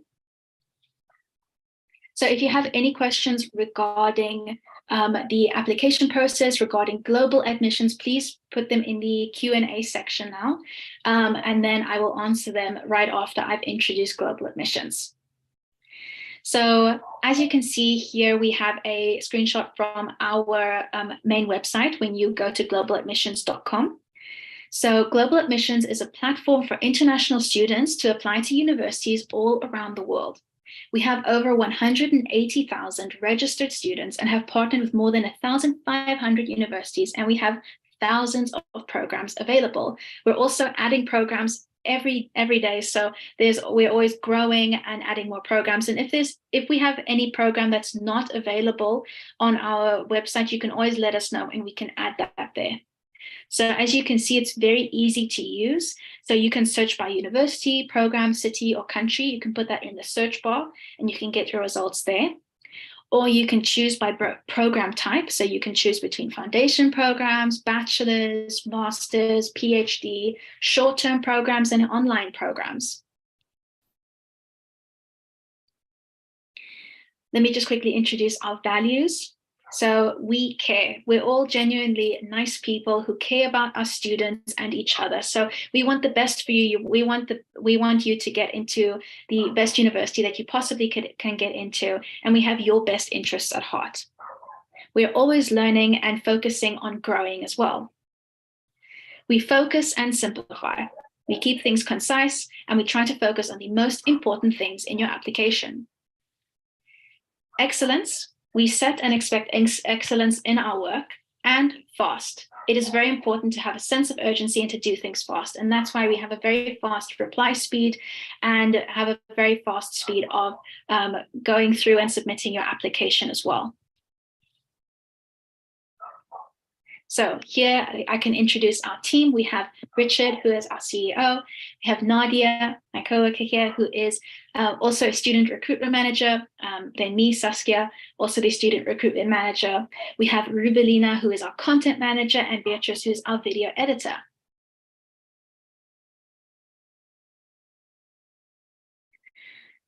Just hold on.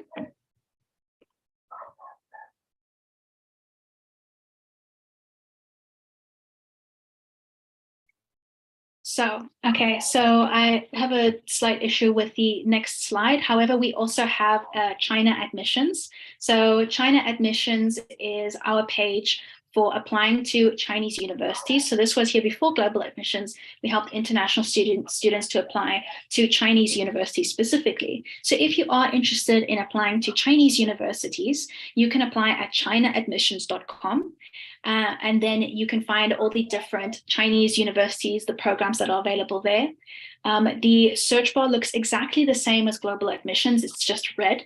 So that's the only difference there. And you can search by university, program, city, country, and you can sort by tuition fee, you can sort by the date started, you can sort by the city you wish to live in. So there's lots of ways that you can find the perfect program that's suitable for you.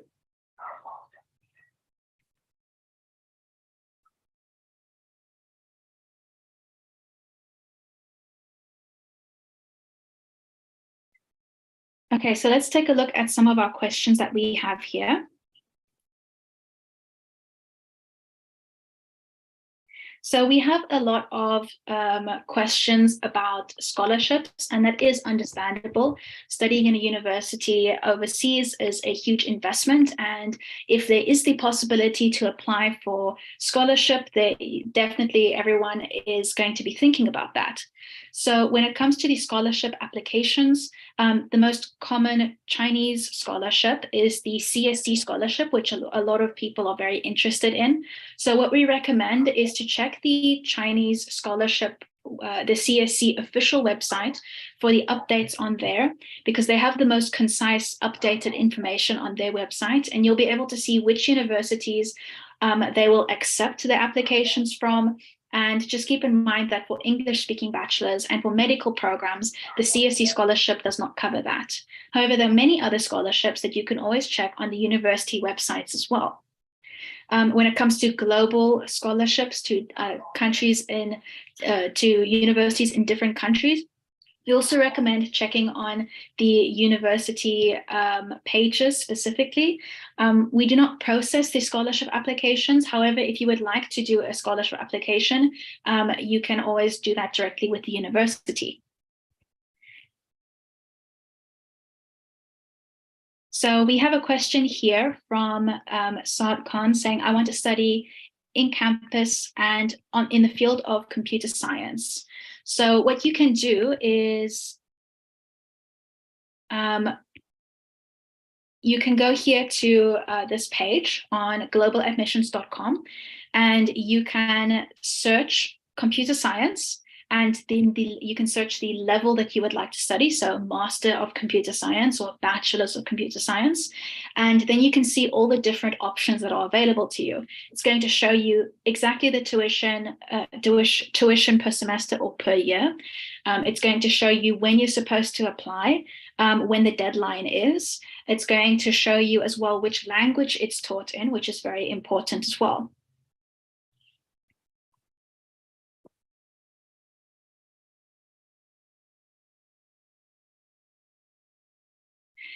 So also we have some questions about learning Chinese. So Isan says, I have considered studying medicine in China, but I'm honestly worried about Chinese language. I was told there's a Chinese language exam in the 5th year of studying, and without passing it, you won't take your diploma. Also, can you please talk about the professor's efficiency in English teaching? Okay, so when it comes to the medical degrees, you will be learning Chinese on the as well as your medical degree. So that means you don't have to speak Chinese before you start the program. We do recommend if you can learn some Chinese beforehand, that's definitely going to work in your favor. But we do recommend you don't have to have it. So you can start from the beginning and you'll have to take that. And the level that you have to reach is not an extremely high level. It is an intermediate level.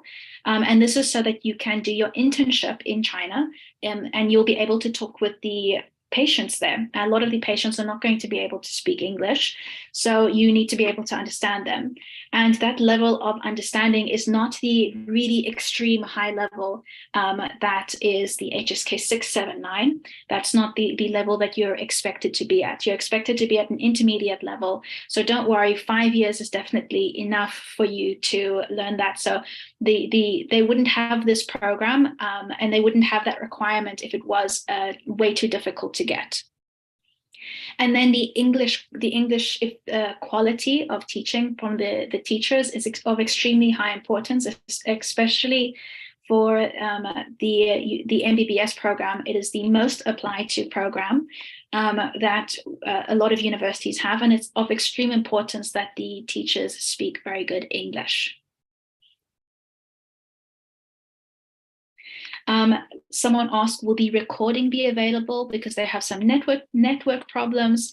That's no problem.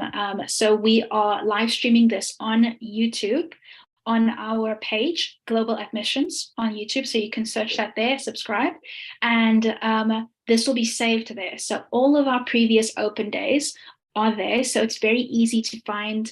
And if you want to rewatch something, or you feel like maybe you've had some network issues and you didn't see exactly everything, don't worry about that. You will definitely be able to watch it there. And you can also watch our previous ones. If you're interested in the Chinese university specifically, we also have a YouTube channel for China admissions, and we have the live streams for the previous China admissions open days there as well. There on the YouTube channel, we have lots of other very important videos that go over many of the most common questions.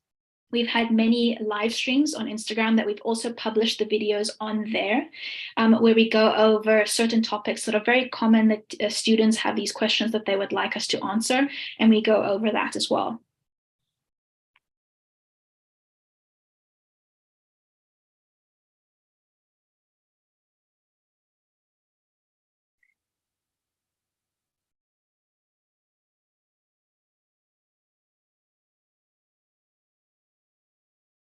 Let's just go through some of the other questions we have here. Okay, so Mustafa asks, hi, I'm from Nigeria. I want to study in China to study Chinese language and culture. How can I apply? So when you go to China admissions, wechat.com, you will be able to then search Chinese language programs, and then you will find all the programs that are available. Just keep in mind that not all of the universities for the Chinese language program are able to offer visa papers right now. This is because China has only partially opened for visa applications. So far, only degree students are able to go back. We don't know if this is going to change in the next couple of months, but so far we only have a couple of different universities like East China University of Science and Technology, Southwest University of Finance and Economics that are able to offer this and offer the visa papers as well. What you can do is you can email us and or you can set up a call with us and we can go over your different options. So I'll share that contact information just now.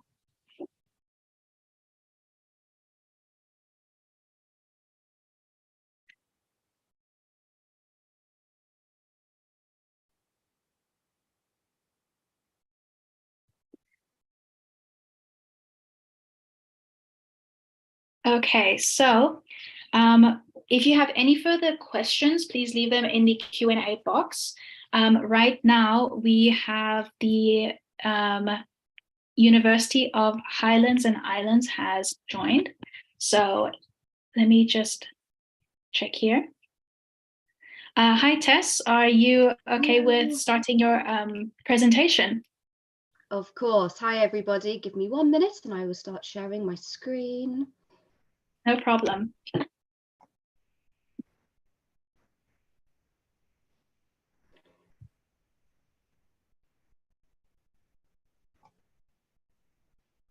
Okay, can everybody see that? Shout yes, I can see that. Okay, fantastic. All right, so just to introduce myself, my name's Tess Sadler, and I'm the head of international student recruitment at the University of Highlands and Islands in Scotland. So I know that there's universities here from all over the world, so I'm just going to start with a little bit about Scotland itself. So why would you like to come and study in the UK, and why specifically in Scotland? I'm going to start with the fact that it's beautiful.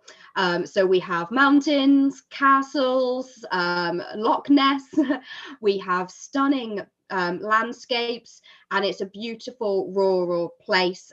So for anybody who's interested in exploring the outdoors, snow-capped peaks and mountain walks, then it's absolutely a wonderful place for you. It also has a long and intriguing history.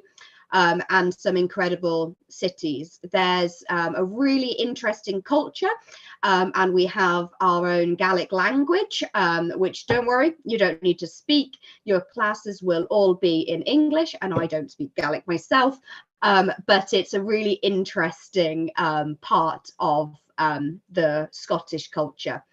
It's a very safe and welcoming place, and I'm not from Scotland myself, and I have been welcomed with open arms, and it would be the same with any international students who come to study with us. So you might know that Scotland is renowned for having a lot of international students and some really world-class universities and research, so it's a great place to come and study.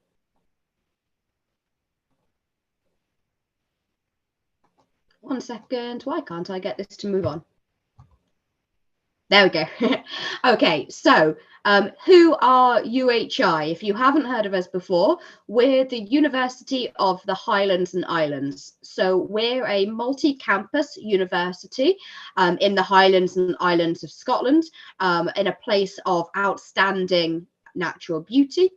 We have the largest student population in Scotland and a huge range of courses, really diverse, flexible entry requirements and lots of different progression routes, and we welcome international students from over 51 countries.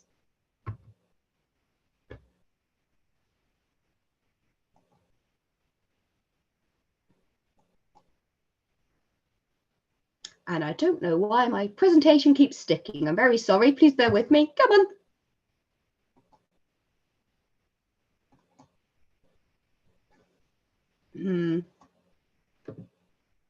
There we go. Right, I was just going to try and share this quick video with you because I think it sums up our university in a way that words cannot. So let's give this a go. Let me know if you can't hear this.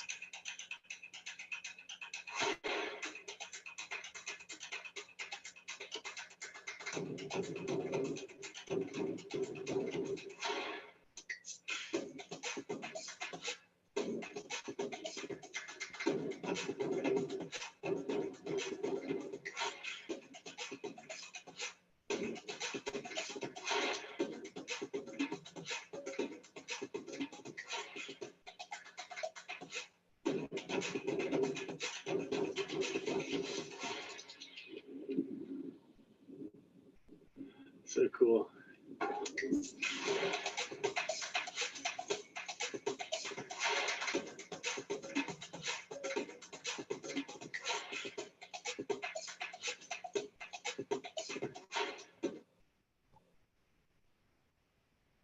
Okay, so that was just a short video which hopefully just gives you a quick glimpse of our campuses, of our student life, and of some of our facilities and the amazing things that we have on our doorstep in the Highlands Islands of Scotland. So moving on, which I still can't. Oh, no, go away. Okay, so why choose UHI to come and study your undergraduate or postgraduate degree? So we have academic excellence, which is linked specifically to job-ready skills, excellent teaching facilities, some of which you saw in the video there, and really, really strong industry links. So we have internationally excellent and world-leading research. And on top of all of that, we're actually one of the most affordable UK universities, so in the top 10 most affordables. And then I'm also going to talk quickly about our student satisfaction levels, because we have the 4th highest student satisfaction in the UK, which we're really proud of. Our students absolutely love studying with us. So 4th in the UK. And 1st in Scotland for student satisfaction. And our average student satisfaction rate across the university is 95%. And on some courses, all of the feedback we get is 100% student satisfaction in some courses, and that includes business and marine science. So we're very happy that our students are so happy studying with us. So how will you study? This is where UHI is a bit different to some of the other universities. So we have over 100 programs, but we offer both fully online options and in-person study. So if you chose to study online, our postgraduate courses are validated for you to study from your home country. Or you could come to one of our lovely campuses and we'll support you with your student route visa or other visa, depending on your circumstances, to come and study in Scotland. It would be the same process as for other UK universities. So a lot of flexibility there between online and on campus. So you can choose the study mode that fits best into your own life. In terms of what you could study, I'm not going to talk you through all of the courses that we offer at UHI, because like I mentioned, we have over 100 different subject areas and we'd be here all day. I know that it's quite late for a lot of people joining this call. So I'm just going to talk to you about our most popular courses with international students. So our most popular undergraduate courses with students coming to study on our beautiful campuses are archaeology and history, adventure and tourism, marine and biosciences, environmental science, forestry, engineering and built environment, aircraft engineering and management, and our professional golf related courses and golf management. So they're just our most popular undergraduate courses. In terms of popular postgraduate courses, these are the top ones that a lot of students choose to study online from their own country. So sustainable development, the MSc, and that is really really popular, as is our computer science and data analytics. history and the islands, so very specific to Scottish island history, which is fascinating, tourism and outdoors, and then really bespoke management MSCs, depending on which area of management you want to go into, and the MBA portfolio as well. So a little bit about what it's like to be an international student at UHI and the support that you'll get. So we're a smaller university than some of the others. So we're really committed to your student experience and making sure you can reach your potential. So you will get a higher level of support than you might do at other places. So one example of this is that you will know your program leader. You will be able to go and ask them specific questions if there's modules that you're struggling with, or you don't really understand some of the particular content, or you're struggling to apply it to your assignments. You will know the name of your program leader, they will know your name, and you can go and have that conversation with them. So it's a really nice transition into university education to really make sure that you get the support that you need. We also have, of course, our academic skills support hub, who can help you if you want extra support in terms of English for academic studies, or in terms of referencing, all of that non-course specific but academic support. We've got hubs there to be able to help you. Of course, on the more pastoral side, if you're having problems with your finances or funding, there's teams in place to help with them. For well-being and mental health, of course, is really important. We've got teams there who are dedicated to that area. We can offer individualized visa advice, and then, of course, all of the clubs and societies for you to be able to make a real network of friends from Scotland and from around the world on your course. On to the hot topic of careers and employability. How is studying at UHI going to help you get your dream job and your dream career when you leave? So we have a dedicated careers and employability service, which I know a lot of universities will tell you that they have. What does that mean?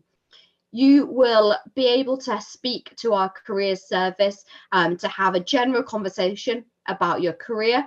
They will help you with personalizing your CV. They will help you with application form support, with interview preparation, and with job searching. So a lot more kind of hands-on support than other universities offer, a lot more personalized and a one-to-one conversation rather than, signing up to employability events or seminars or whatever. It's a much more one-on-one approach, as is our employer mentoring program. So you could be linked to an employer who will mentor you throughout your time studying at UHI and help you to figure out how you apply that into the type of job that you want to go into, whether it's working with that employer or a different employer within the sector.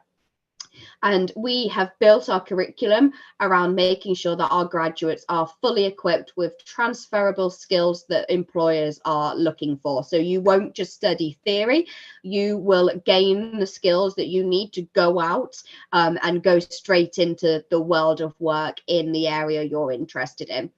And one of the great things about being a graduate from UHI is that you are what we call a graduate for life. So you can come and speak to our careers support team in person or online for the rest of your lives.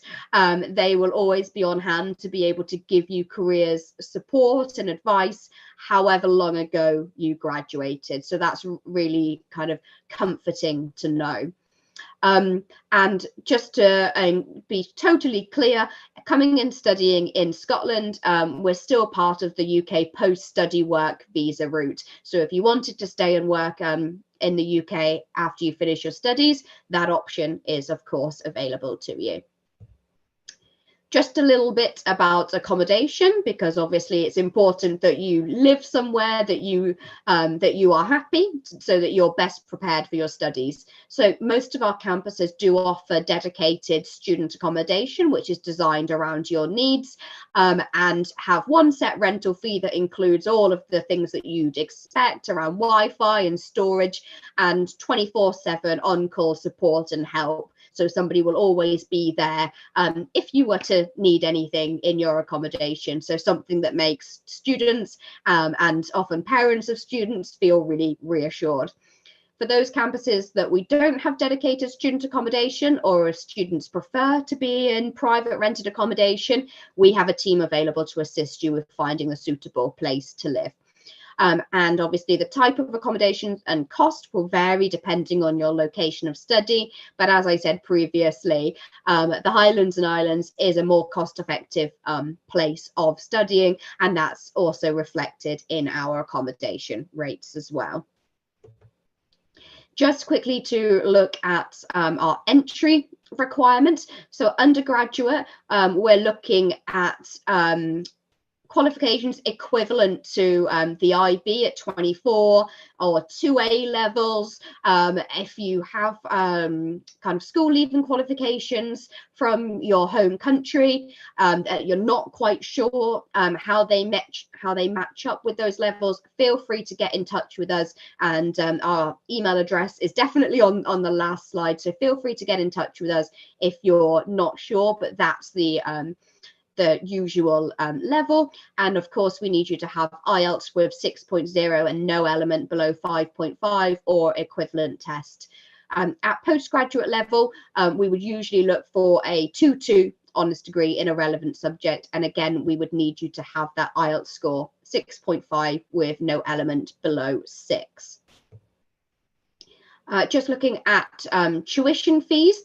So undergraduate level, they're around £13,980 or £15,360, depending on which subject you study. So lower than a lot of tuition fees for other UK universities. And with our master's degrees, if you were to study them on campus, we're looking at 14,400 for the year. Again, lower than other UK competitors. And if you were to study online from your home country, it's only 9,720 per year. And then on to everybody's favorite slide, scholarships. So these are just the ones that we've got open at the moment for 23-24. So for anybody coming in September, we do have an automatic EU scholarship for students who are in an EU country now paying international fees. We've got these scholarships in place to reduce that for September 2023. So up to £4,000 at undergraduate level and 25% off at postgraduate level. We also have a South Asia scholarship of 10% off your tuition fees and a range of subject-specific scholarships. So our full range of scholarships can be found on our website on the funding pages. So do go and have a look at all of the various scholarships that we offer. And just to finish on how to apply to UHI. So if you want to study an undergraduate degree, then you will apply via UCAS. And if you would like to study a postgraduate degree, you'd apply directly on our website. And once you've met all the academic requirements, we'll be able to make you an unconditional offer. You will need to pay your first year's fee in full before we will be able to issue you with your CAS that you need for your visa. And of course, once you've submitted that application, all of the pre-arrival support and advice will be provided. So that's the end for me. So just to summarize, the reason that you should choose UHI is for the chance to do something special, to be inspired by our beautiful and unique landscape, our stunning study locations, and our innovative teaching methods. And we will help you to achieve your ambitions and give you the support and platform that you need to be able to do that. So on that point, I'm going to stop talking and stop sharing my screen and open up for any questions or anything anybody would like to raise. Okay, thank you so much, Tess. So everyone just please note of the email that if you have any questions, where you can reach UHI, and the website as well if you want to check out any more information, if you're interested in seeing the different types of scholarships offered, if you want to find out any extra information, you can do that there. So I have a couple questions. So is there any on-campus accommodation available for students? Yes, yeah. So we are a multi-campus university, and most of our campuses do have dedicated student accommodation. So when you apply for your course, we'll let you know which campuses you would be able to study on, and which ones have which type of accommodation, and then you can make the choice as to which you feel is the best fit for you, depending if you want to be in a city, if you want to be in a smaller town, if you want to be somewhere rural, how beautiful you want the landscape to be. We can match you up with the ideal campus, and the accommodation will be a part of that. Like I said, if it's a campus that doesn't have our own accommodation, we will help you with finding suitable private accommodation nearby, so that support is available. Okay, great. And when it comes to internships, are students able to find internships or do that as part of a program or get a small amount of work experience? Sure. So again, that's something that our careers and employability team will help with. So we don't currently have kind of a year in industry option to add extra time to your course. It would be a case of fitting in those internships and shorter term work experience within the time that you're studying with us. So yeah, that would be part of the work that our careers and employability team will support you with. Great. And then the last question, are there any age limits with applying to the courses? No, absolutely not. So we will take students of any age, as long as they're old enough to come and study at undergraduate or postgraduate level, and you've got the relevant qualifications. You can be as young or as old as you like. If you are a mature student who finished your academic studies quite some time ago, that is absolutely fine, because I'm sure that you've got relevant work experience between when you finish studying and now. So please do highlight that as part of your application, and that will be considered as along with your academic merit. We want to know about you as a person and all of the experience that you have, not just the grades on the paper. So please do let us know about that. And yeah, there's no upper age limit to come and study. Okay, thank you so much for representing UHI here at the Open Day, and we really appreciate it. And then I'm quickly just going to share my screen and do the closing part of our Open Day.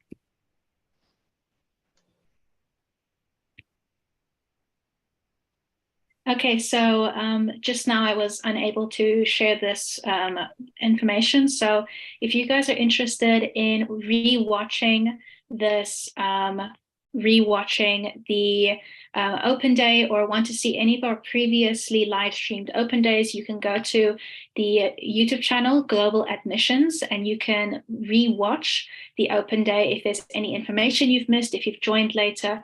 And we also have the same for China admissions. So if you're specifically interested in the Open Days we've done for Chinese universities, we also have those live streamed on our China admissions YouTube channel. Then here we have our different contact information. So if you would like to search for the different programs and see the availability, you can go to globaladmissions.com. You can email us if you have any questions that you would like to ask. If you would like to arrange for a consultation to go over your study options, you can email us at apply@globaladmissions.com. We're also on social media, so you can find us on Instagram, you can find us on LinkedIn, on Twitter, on Facebook, and on YouTube. And it's also very easy to use our website even on your mobile device, as you can see here. So thank you guys also for joining the Open Day today, and we can't wait to see you guys at the next Open Day. So thank you all for joining.